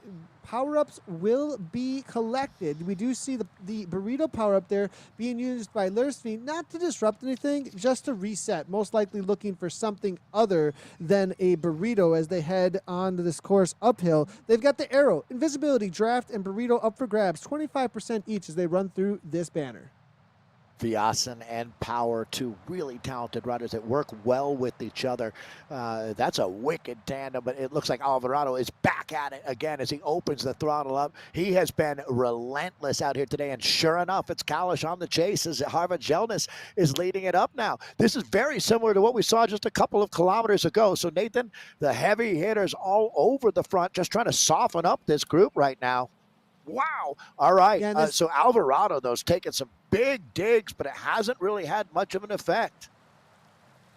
A little bit of a move with the burrito there. He did take a little bit of a dig. Not orange numbers that's going to really get him a huge gap, but he rolled off the front with the burrito. And with that, no draft being on him for a moment, thought, well, if I'm going to get rid of this burrito the moment I come across this line, I might as well kick a little bit and see if I can get a gap as nobody can draft on me. He did get a little bit of something. It was covered pretty quickly. Not going to put in too much of an effort before they hit that reverse KOM. Now all back together as we can see. Xiaodin's making his way to the front, going to back on off. Who's going to take over? Viasen at 6.8 watts per kilogram. That's just a roll through as Brune sits at the front from Next Esports. Here comes an invisibility power up. This might be a move. Yep, moving to the front. It is going to be Wahoo LaColle with Howell Davies. Not surprised one bit. I think he's going to want to get a gap before they hit the puncher sections of this course. Yeah, I would agree with that. You can't look past Mateus de Roos, can you? One of the real talents in this field who seems like he's kept his power relatively dry in the green there. That's going to be John Brune moving up to the front. But this is where I expect Canyon to go to work and take out that 20-pound sledgehammer and start wailing away as it's going to be Chell Power up to the front now. Boy, there's just really so much strength in this group. Trying to do damage is harder than ever at this point. But Kalish is certainly doing more than just keeping their heads above water. As you can see now, yeah, everybody's still right there, Nathan, as we come to the middle part of this race. Stick and move, stick and move. It makes me think here it becomes a little bit more of a tactical fight now on course, seeing where people stand, who can respond to what, and nobody's been able to make anybody budge from this group. Everybody pretty even until we're going to hit this climb. We're only about, I'd say, half a K, maybe a little bit less from the start of the slope of the reverse KOM, and at that point it's going to be full-on fireworks. They hit the double digits when it comes to the uphill grind in just a moment. Alvarado makes a move again, sets himself up to not have to chase when it comes to the climbing. Vossen makes a move to follow.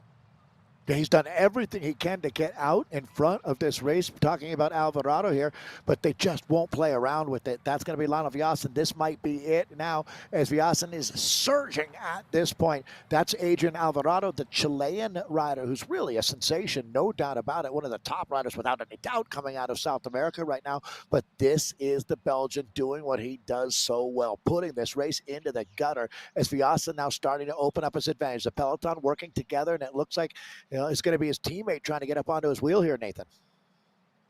Chell Power backs off the 4 watts per kilogram there for just a moment. Now he kicks up to 8. It is going to be the 2 Coalition Alpha riders on the front. He does allow a gap, though, to Viasen. He's not Chell's really trying not to chase him.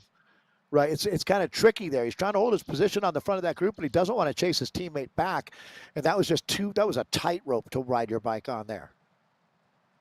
It's interesting to see the confidence of Viasen to be riding from the front of this group. He's putting out more watts per kilogram than anybody else in the group behind now at this point. Paradis sitting at the wheel.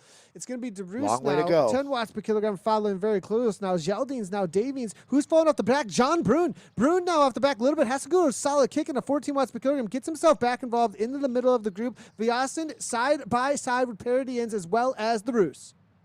Wow, yeah, boy, shows you how even the mighty riders have a bad moment out there, and you have to fight through it. We're still at 3.7K to go. A lot of work still to be done here. It's only a matter of time until Alvarado attacks out of this group. As again, anytime that it lulls, the Chilean just goes. And right now, I just think Mateus de Roos is going to do something out here, Nathan. I really do. We've made our way into the finals now. Again, every team at 0 points, so you get a fresh slate to work with. And I know Jasper Paradis, he's the rider on the shoulder there of his teammate Mateus de Roos. They're in the what you'd really call the Belgian national team kit. That's going to be the purple and magenta of the Coalition Alpha team. We've watched, that was actually going to be going to the back of the group, was Lionel Viasen remaining. Boy, a lot of movement in this group right there. Yeah, it's really interesting to see the little kicks over and over again. Yep. Dave, having those kicks of the orange over and over again, you can see that the riders are really interested in their positioning, but not necessarily interested in getting any kind of a break. They don't want to get caught off guards. Halfway through this climb, we do have this little bit of a downhill. It flattens out for a moment, and then it's a steady grind to this last kick over the top. If they get a gap over the top, they may be able to distance themselves with a few riders, but what we're seeing here, Dave, if there isn't much of a distance between any of these riders over the top, this is going to come down to a group sprint. Yeah, and it's interesting. Nobody wants to play all of their cards. They've all been obviously well coached into staying near the front of this group and not letting a gap open. It's certainly anything but easy. They're all sitting, in that 5 watts per kilo neighborhood, but no one is going absolutely ballistic right now. It's going to be who's the best sprinter of all of these awesome climbers. There's one. Yeah, and Alvarado says enough is enough. Alvarado goes. I think he knows that this may be a risk for him to come to the line with the likes of John Brune. I mean, Paradis, they've got such a kick. Viasen as well playing it savvy. Kicks up in the 8 watts per kilogram. Trusts that the rest of the group maybe is going to be able to bring this back together. 10 watts per kilogram, though, from Viasen. Viasen really makes the chase. Alvarado's all in. He just used an arrow power up. That's a huge risk because he's only got a 25% chance to get another one of those, and that's going to be the sprinting power up for sure at the end. So he is putting his chips on the table on this here, Dave. Really Absolutely. Yeah. An arrow power-up at this point tells me everything this man is thinking. Risk, reward, it's all about what Zwift brings to the table here. And it's so fantastic to see. Yeah, maybe that backfires on it, but at least he's taking a chance. We've talked about at this point now, that's going to be Jasper Paradise, who's going to cover and kill this one now. So Paradise is going to be the vanguard. He's going to take over the tête de la course of this race as we're down to it. So the Chilean now is going to watch him go by. Nathan, we're under 2K to go at this point. That is the vanguard. Paradines there. He's got his teammate Mateus de Roos sitting fifth wheel at this point. It is out of control because he's going to get on that wheel. Great job by the fighter Adrian Alvarado here to get onto Jasper's wheel as they are high tailing their way down this climb right now. 1.5K to go. Wow. 5-second gap at this point. Paradines kicked over the top here. They kicked at about 10 watts per kilogram or so, 8 watts per kilogram over the top. They really got their speeds as high as they possibly could because they knew that that pack would start snowballing a lot faster. They've got plenty of riders behind here to snowball affect this downhill. So Vyasa now kicks 11 watts per kilogram because he can see that this is the danger up front. They're working together, Adrian and Alvarado, as well as Jasper Paradines. Massive move. They had to work together to keep those speeds high. It's still 6 seconds. This pack is still going to roll, though, Dave. They got a lot of speed to roll through here. 6 seconds is not a lot to hold on to. Those two still got to work together to get to the line. All right, we're going to move into sprint mode now. It's almost impossible to imagine anyone could go up and over the top of the speed that these guys are carrying at this point. This is the selection. It looks like we've got 7 riders here going to try to pick as many points out of this group as they possibly can because this is the vanguard, the tête de la course. Can they hold on? It's starting to look like they can. Jasper Paradines is going all in, completely committed. And what a ride. Alvarado been so active, and he goes up and over the top, and he's got another arrow power. What a beautiful move. The Chilean has hit out with authority. This goes down as one of the rides of the day if the Wahoo Nicole rider can hold on. Adrian Alvarado goes completely nuclear, Nathan. What a ride. 14 watts per kilogram for Paradines, but it's 1 second. The arrow power-up is just too strong. Paradines almost catching him at the line, but unable to do so. It's Vyasin kicking 14 seconds behind. The gap was massive, and it's John Brune. Next, Esports comes across the line, does what he always done. Brune for third. Vyasin, I think, taking fourth or fifth. But the move from Alvarado gets covered by Paradines. They work together on the downhill, and they go 1-2 across the line. Who would have thought that would have happened? What a move by those two. I tell you what, I'm cramping up. That was absolutely bananas. So fun to watch. These are the gladiators of eSport. Adrian Alvarado, you are my hero. 10 points for the champ. It's going to be Jasper Paradines for second place, 9 points. John Brune wins the reduced, I guess it was a field sprint when you start with such a small group. The Grand Prix brings so many unique opportunities, and Brune ends up in third. It's going to be Harvard Jelness in fourth, Lana Vyasin for fifth, Chell Power for sixth, Mateus de Roos in seventh, and you can see it's Lersveen for 2 points and Davies for 3 points in eighth, and then Davies ending up with a couple points. Let's take a look at with the 5 teams remaining, Nathan. I'll throw it to you to look at the team points. After the first race, Abus Lecole, after that amazing effort there by the Belgian Paradines with 13 points. Wahoo Lecole, Adrian Alvarado leading them out, grabbing them the part of that 12 points there. It's going to be Coalition Alpha with 11. They're in third. Lionel Vyasin making a solid effort for those alongside of Gel Power. It's going to be Callus Esports presented by Wahoo Burke, 10 points in fourth. Next, Esports presented by Insured, 5th place with 8 points right now. That's your 5 teams. Still pretty close, Dave, but distances can quickly get opened up. Yeah, no doubt. Let's go back and take a look at that final attack here, Nathan, as this was some really hot action. These guys went into blowtorch mode at this point. This is when you knew that they weren't coming back, but did you expect Alvarado to have this in the tank? You know, Alvarado, he played it really, really smart. You know, Paradines, he worked really hard knowing to get across to Alvarado. That was the major risk, I think, to go across to him, and burned a lot in the tank. And then Alvarado, though, he rolled the dice and twice came up with, I mean, exactly what he needed on the river card there, Dave. All the chips in, 2 arrow power-ups, and then sat on Paradines' wheel and jumped him at the perfect moment.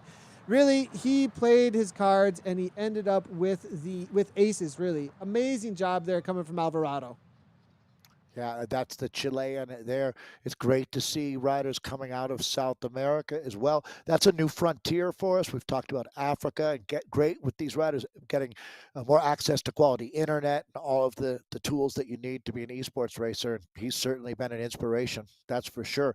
Nathan, we're down to two events left out here in our third week. We've got a lot to review at this point because well, when you look at the tables here, each race has its point structure, and that gets folded into the day's racing. We actually just refreshed things as we move 5 teams from the 12 into our finals. But this all is part of a big picture season that we're in right now. This is the third round of 6. Again, the women will be out next week in this exact same format. But Nathan, let's take a look at the series points as it stands now. Round 3 points here. Abus Lacole 12, Abus Lacole 13, Wahoo Lacole 12, Coalition Alpha 11, Kellis Esports presented by Wahoo Burke 10, and Next Esport presented by Insured. Those are the 5 teams that have made it through. The rest of the teams on the board there did not make it through to the final, as you can see. Now, we will be heading into the next race shortly. Race number 5 is going to be a 2.7 kilometer race. They are going to be heading their way over toward the uh, volcano circuit, actually. They're not going to be doing the full circuit. They'll be leaving the pens from Watopia that we saw them take off from downtown Watopia for almost every one of our starts actually here in Watopia. They'll be taking a right-hand turn, the same spot that they did that quick sprint that we saw Callis dominate, but then on over toward the Essies. But instead of taking on the Essies, they are going to be taking on the volcano. Right-hand turn over the bridge, and then a left-hand turn immediately into the volcano for a sprint. There's a little bit of undulation, Dave, a little bit of an up and down as you head into that volcano. You actually dive and then right-hand turn into an uphill slight grind. Makes things a little bit different, very tactical for that final sprint. We saw Spencer Segabrook in the first time around on Fuego Flats make an awesome move actually from the pack, and he's in this race, Dave, for Coalition Alpha. They're in second place right now. I believe they're in second. Are they in second? I believe second or third place right now, and I believe he's going to be a really key factor here for keeping them in the race so far, and maybe be able to win here because I think he's a big favorite when it comes to the tactical sprint races like this. Yeah, just as we were complimenting Adrian Alvarado about being a leader in his community, I think it's really cool to see Spencer has really put in the work, both in real life and obviously in esports, to learn the craft. And I always call these guys the gladiators of esports. But Nathan, the amount of work that goes into having reconnoitered all of these courses and what you're talking, the work that you've done, to be fair, understanding how the Zwift craft will come into play and course knowledge will be absolutely paramount in the finish here. And you make a good tip there. If Spencer Segabrook is really valuable on this team, and this is exactly why, this is when the man meets the moment in esports. And it's why we love this so much. You really have that all in competitive juices flowing at the highest level. I mean, you can't tap your adrenal gland any deeper than we do in esports. And Nathan, I'm hearing that they are letting the riders know that we're rapidly coming up here or just gone inside of 90 seconds. So pretty soon they'll get that 1 minute to racing here and we'll be going up on the volcano. 2.7 kilometers, Dave. So it is a short enough effort that initial uphill grind out of the pens heading toward the Essies, there may be a move that could go early. And with invisibility power up and burrito power up being more disruption type power ups that you can make a break away from the pack in a way that they don't know that you're going, or they can't take any advantage Or at on least you you get that making a gap. move. There may be some risk. Yeah, get that gap and take some risks. And anybody that doesn't want to come to the line with somebody like Spencer Segabrook, I think there's going to be a lot of motivation for them to be making moves early on here to get away in this 2.7 kilometers. Being so short, over and over again, we've seen teams not want to chase, and it's been upset over and over again, Dave. We've seen it just in the race before. If you went on Zwift Power, Nathan, and looked and saw that your 5-minute power was substantially better than anyone else in this group, wouldn't that be the play? Yeah, I think that's a great point, Dave. If you know that your 5-minute power up against who you're up against here is stand out against them, or at least up against a lot of what they can handle, and their sprint is better than yours, that's your best dice roll for Put their sure. All right, Dave. exactly. Go Put ahead, their Dave. back up against the wall, Nathan. That's what racing is all about. It's not always your strength, finding their weakness, some combination of that, and we have launched. All right, this is going to be a fun one. Race 2 of 3 in our finals is underway. I loved your call out there for Spencer Sagerbrook, but I'm looking at that man right there, next in shorts, Thomas Thrall. This Canadian just has immense amounts of talent. There's Spencer Spencer looking to covering chase down. Is everything that going to early. be Timothy Timothy Rugg? Rugg, Of course, Rugg, 5.4 Rugg. watts per Yeah, kilogram right from the this guy's get go. bananas. 1 second gap, and they don't want to let him go. This is a guy who can hold the Rugging it. gap. He did it in race number 2 on Fuego Flats. It helped him walk away with it, and it gets covered immediately. Thrall's already 2 seconds off the back, having to close things down. Here comes Spagerbrook, Kuman as well. They've got him within sights. I think that they're going to chase this down. I have a feeling this group's going to be very motivated to make sure they do not go anywhere. It's only 7 riders. They have to keep him within striking distance. 8.5 watts per kilogram, though, Dave. He's all in.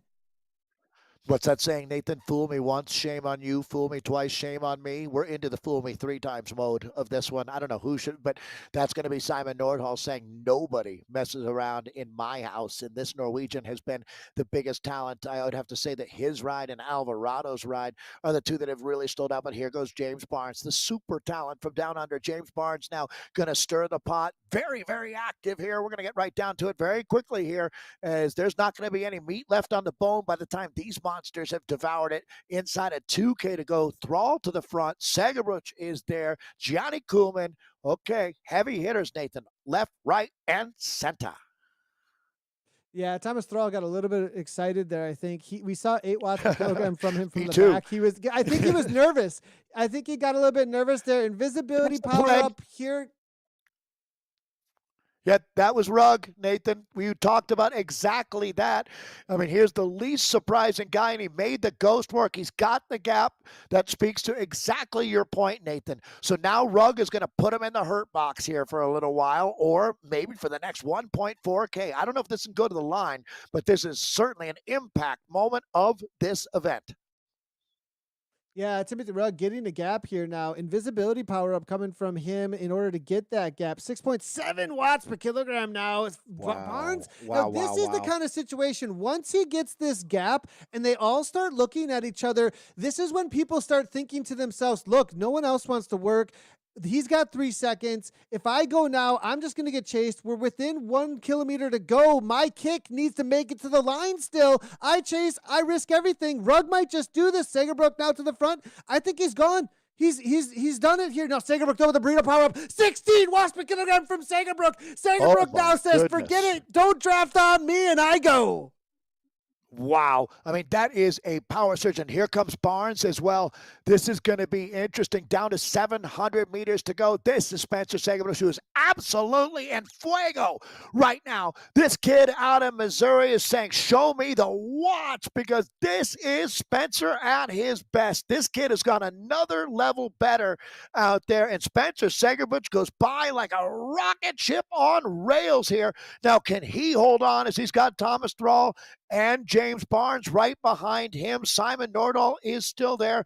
They're like a wattage blowtorches. There goes Thrall. There goes the Canadian as he Canucks up. Nathan Spencer trying to hold on to this wheel. This one's going to be done and dusted with Thomas Thrall. A power surge. Does he hold on? Sagerbrook with one last effort, and it's Thrall for the win. Sagerbrook second. Simon Nordhall third. Gianni Kuhlman fourth, and Barnes fifth in my provisional results. Whoa, man.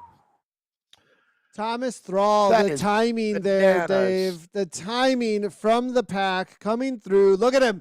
He gave it all, Dave. Yeah, completely buried himself. And Dave, his timing, he waited until the perfect moment. Sagerbrook went a little bit early. His teammate Barnes actually was the main chase from the group.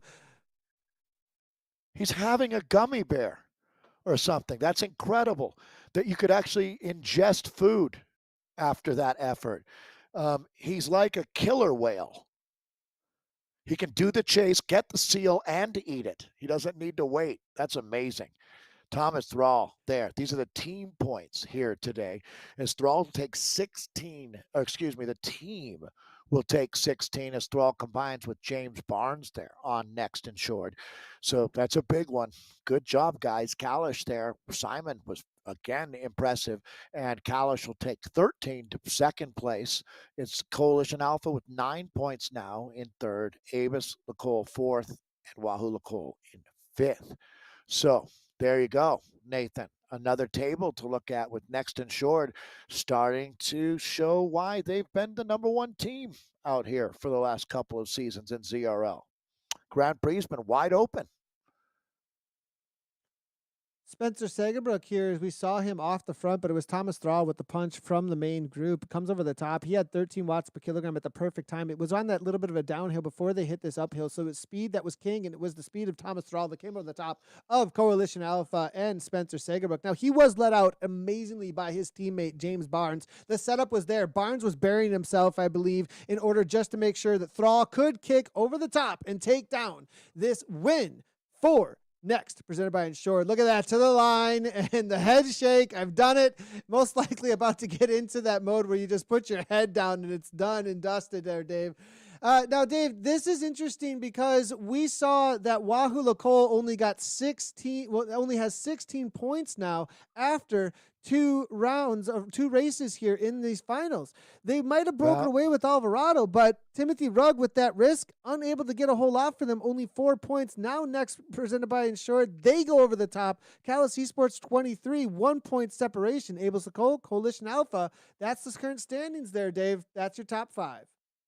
I can see where their head was at, though. They did what they could there to try to steal some points because, I mean, sprinting with the likes of Thomas Thrall and James Barnes is, I mean, that's you're between a rock and a hard place. So I can understand they made the play that they thought they had the best chance of getting some points, and doesn't always work out there. But we're not done. We've got one final race left out here today. All the marbles are on the line here. Can't wait to watch how this one plays out. But Nathan, I just want to say again, thank you to the teams for their input and helping create this fantastic format of racing. As this one, Squad Skirmish, is going to be very memorable. When you look at the racing formats on paper, you're never really sure exactly how it's going to play out. And again, credit to the racers. They make these events so exciting. But I feel like we've hit an all-time high, to be honest, Nathan, as far as just everything clicking right now out there. It's been a fun day of racing. We've only got one left. You want to speak to everything clicking. I think that we're really starting to see the ways in which these racers and their experience over the last few years have come together at very specific points out on these Zwift courses. And so I really think we've seen moments of shining in the traditional scratch racing, but we've never been able to see it come to a finish line. We've never been able to see it, look, you're able to make a move at this time and get this advantage at this place on this course. And from this kind of talent that this kind of rider has, we've always seen it maybe come back together from a snowball effect or being chased down over a 30-kilometer race, 50-kilometer race, whatever it might be. But each one of these courses has done an amazing job of highlighting what these teams can actually bring to the table. And not only that, though, what the tactics are for specific parts of these courses in Watopia. You know, I think that the reality of the way that you're going to be able to play out a race on that specific course, on that specific section of road is going to be totally different than another section of road. And we're starting to see how people have played this out over and over again over the years of Zwift racing. And I think it's those racers and those teams that know these courses best and how they've seen Peloton after Peloton go over them. They're the ones that are winning out in the end because of their experience on them. I think it's great to see how Watopia remains so relevant as well. The original Zwift world, it's just perfect for racing. And yeah, I mean, you know, you've got your Innsbrucks and your Londons, but it just feels good to be back on Watopia, getting back to our roots with this kind of racing. And there's obviously things that our team has been able to do with the events that you could never replicate in real life, and trying to really play to the strengths of what Zwift is all about and our community is all about. And those things dovetailing together have come to make the Zwift Zwift Grand Prix. Phenomenal. And we're only for the guys just coming up on halfway through the season. We do take a little bit of a break. We've got, there's a lot of qualifying going on as folks looking forward to representing their country at the World Championships. That's going to be taking place in March. So, Nathan, the next 3 or 4 months are going to be really the heyday of Zwift racing. And it's so fun to be along for the broadcast of this. It's just absolutely awesome. So we've got one race left. If you just saw that last table that Nathan presented, it's all in play. To tell you the truth, I think maybe there's really 3 teams that would say that they've got a legitimate shot. This could go a lot of different directions, as we learned from the first 8 races that qualified our 5 finalist squads here. Things change quick, fast, and in a hurry out here. Yeah, it's going to be interesting how this is going to play out on this next course, because we're doing the squad skirmish is going to finally be on race number 6. Now we're looking at Leonard Tugels here, the focus there. Great man to be having on this course. It's a 5.1 kilometer race. Tepo Loyal, another big hitter when it comes to going uphill and being tactical. The reality of taking on the reverse KOM of Titans Grove, Ollie Jones, another one. Man, wow. Okay, we just saw Leonard Tugels, Tepo Lorio, and Ollie Jones, Dave. When you're taking on the reverse, Zach Neer, every big name it looks like is being thrown into this final race for good reason. It's 10-5 riders now, Dave, and this is going to be everything. Perot is here as well for BZR, Dave. I have a feeling that it's going to be fireworks from the get-go, because here's the thing, Dave. This isn't a lot of rolling when you're heading toward the actual KOM itself, right? You're going to take that right-hand turn out of the pens. Here they go. And then it's going to be a left-hand turn into the lower springs of Titans Grove. And right from there, you've got little punches all the way until you hit the final KOM section.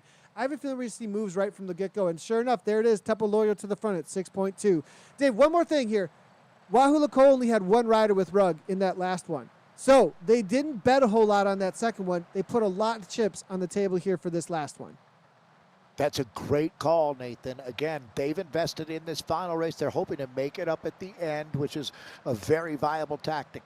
I want to thank everybody for joining us. It's been an absolutely wonderful day of racing out here in the Grand Prix. Can't wait to get the women, and I know you'll be joining us for the women's racing next week. Same time, same place, but there we go. First attack of Zach Nair, and Zach Nair has hit out like a boss. That's going to be covered, Ollie Jones. Ollie Jones, I apologize. It's Ollie Jones, Leonard Tugels, Zach Nair, and then Michael Modding here. Back to you, Nathan. Yeah, Ollie Jones, and we've seen him do this before. He loves this climb, actually. We've seen him do it in what was the Premier Division. He's gotten away and stayed away on this specific climb from this pack, from a pack that's held these exact riders, actually, some of them, in the past. So he trusts himself. He knows that he has the steady power, the kind of rider that he is at 536 watts right now, 7.5 watts per kilogram. He's a classic ruler, and this is classic ruler terrain that can just roll through with speed. That's why he's trusting himself. He's got 1 second still. He's making them commit to the chase, Dave, because he's not stopping. Yeah, it looks like Modding is now in no man's land, bridging here as Coleman is leading. Well, now Coleman is making his effort. It's every man for himself right now out here, Nathan, as we're inside of 3.7K to go. Again, the agitator there is going to be Ollie Jones, but that catch is being made there. That's Coleman there in the black jersey for the Kalish team. It looks like we're going to hit a general reset now at 3.5 kilometers of racing remaining here.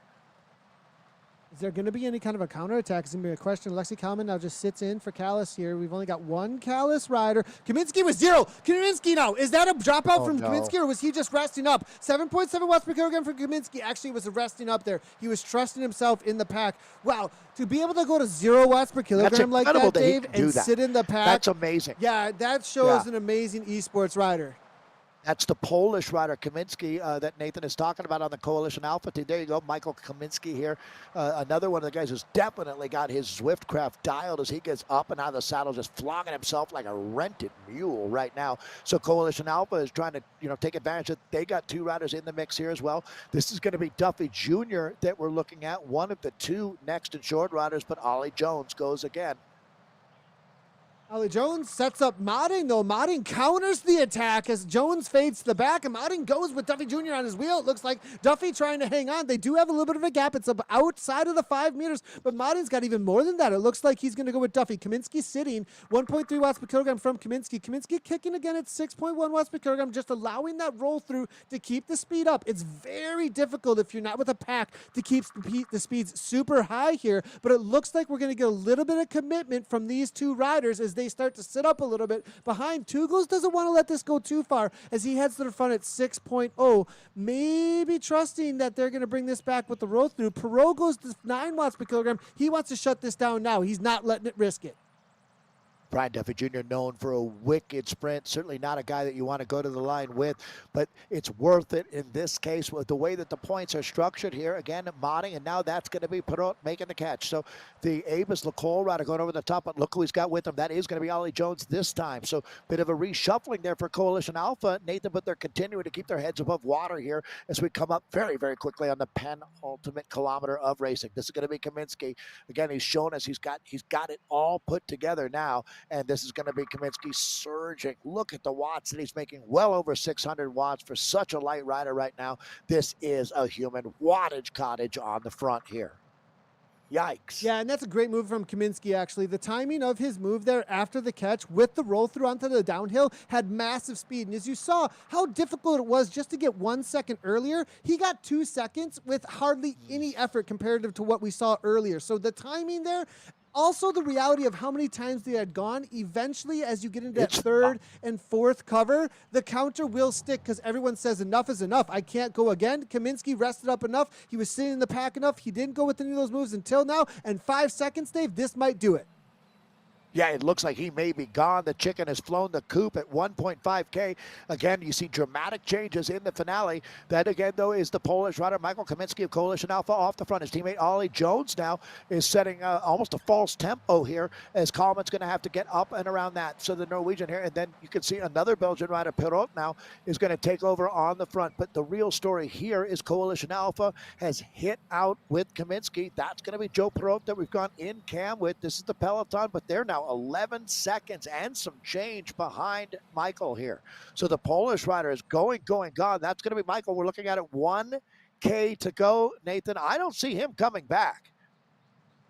No, this is about a little over a 1 minute climb, and I think he's got this. As long as he's got a solid 7 to 8 watts per kilogram to the top at this point, he most likely will keep this. And, you know, the thing is if any of these teams wanted to chase this back, it would have had to be the teams that had 2 riders and sacrificed one of the riders to pull this back together here.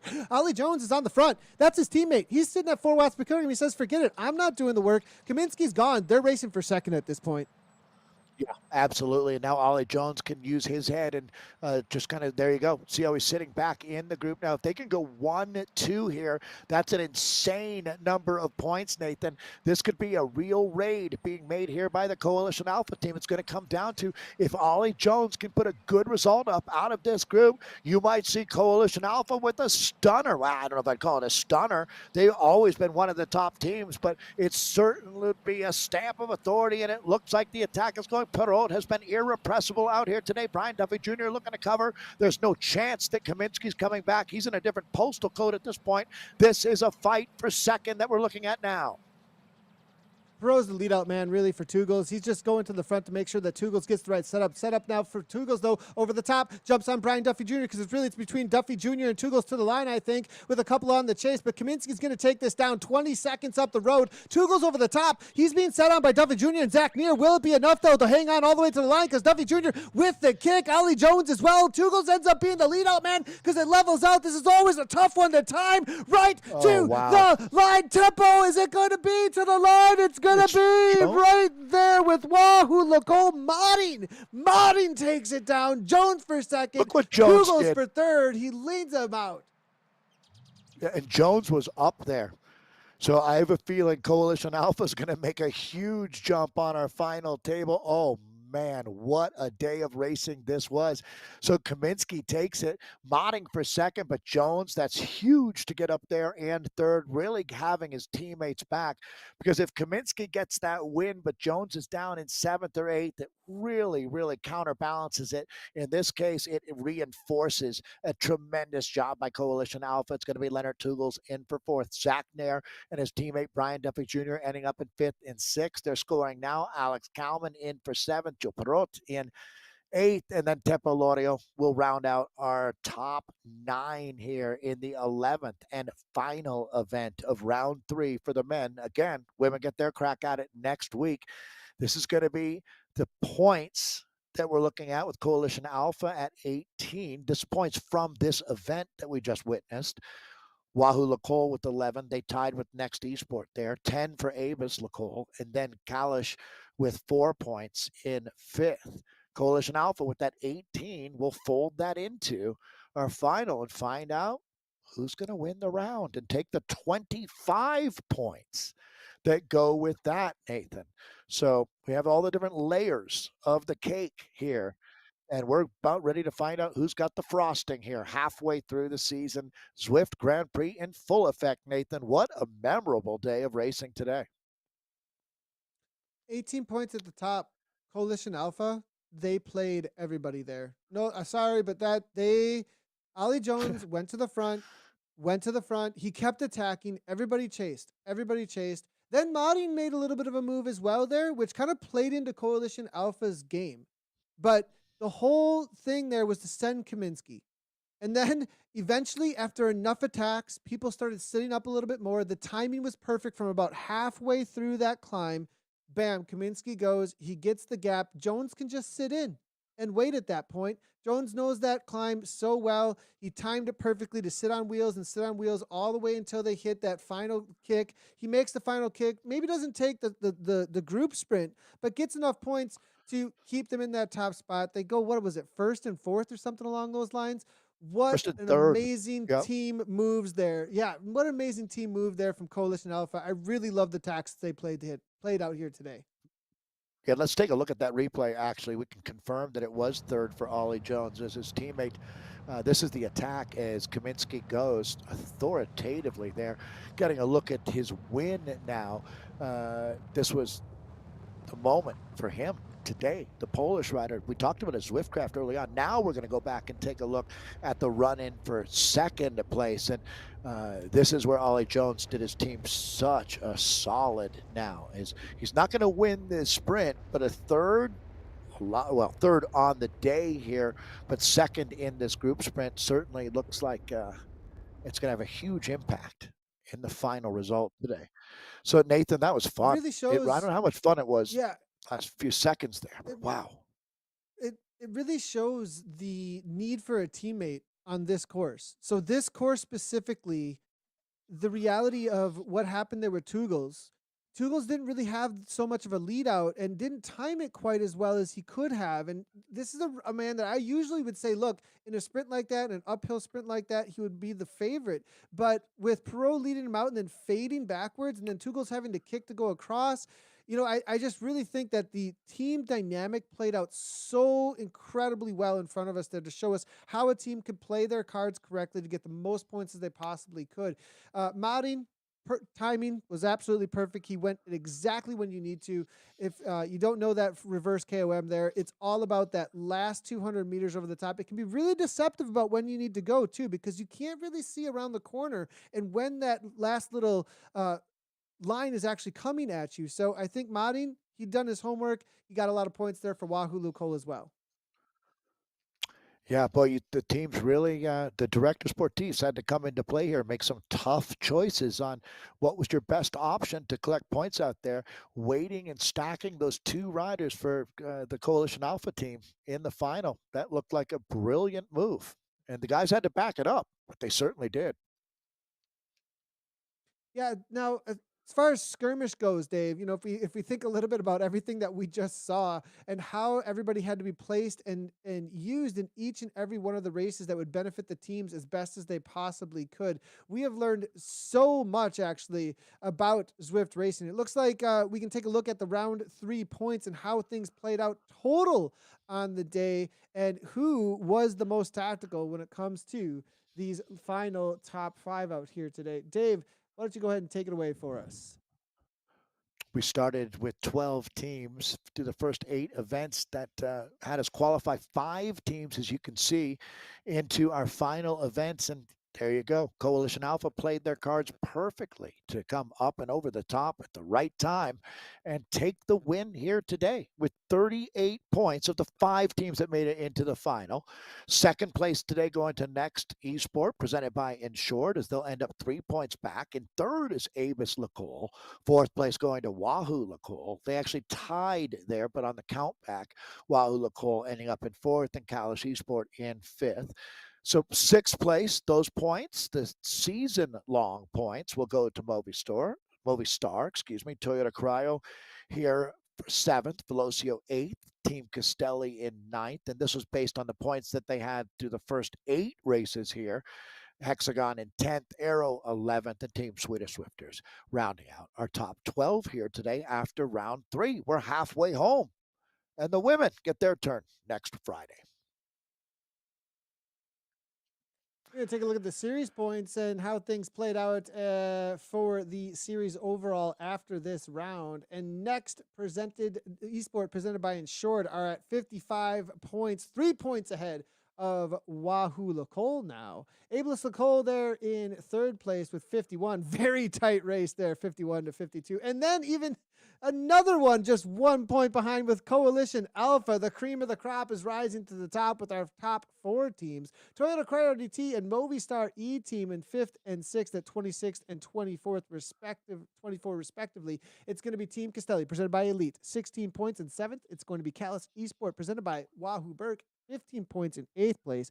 Velocio have 8 points in 9th. Hexagon presented by Sars with 3 in 10th. And Team Swedish Zwifters, 3 points in 11th. Aero with 0 points in 12th right now. Very close at the top, Dave, for those top 4 teams. And Toyota Cryo team and Movistar E team, they are getting back on the board as well, I feel like. Today, Dave, I think that we saw some of the best esports racing we've ever seen in Zwift racing history. I would even say through the last 3 weeks for the men, and the women are obviously having their chance coming up. It's been absolutely what you just said. Incredibly fun to watch. And I'd imagine they're loving racing in this format. Steel sharpens steel. And that's exactly what we're seeing when the best race against the best in a unique format.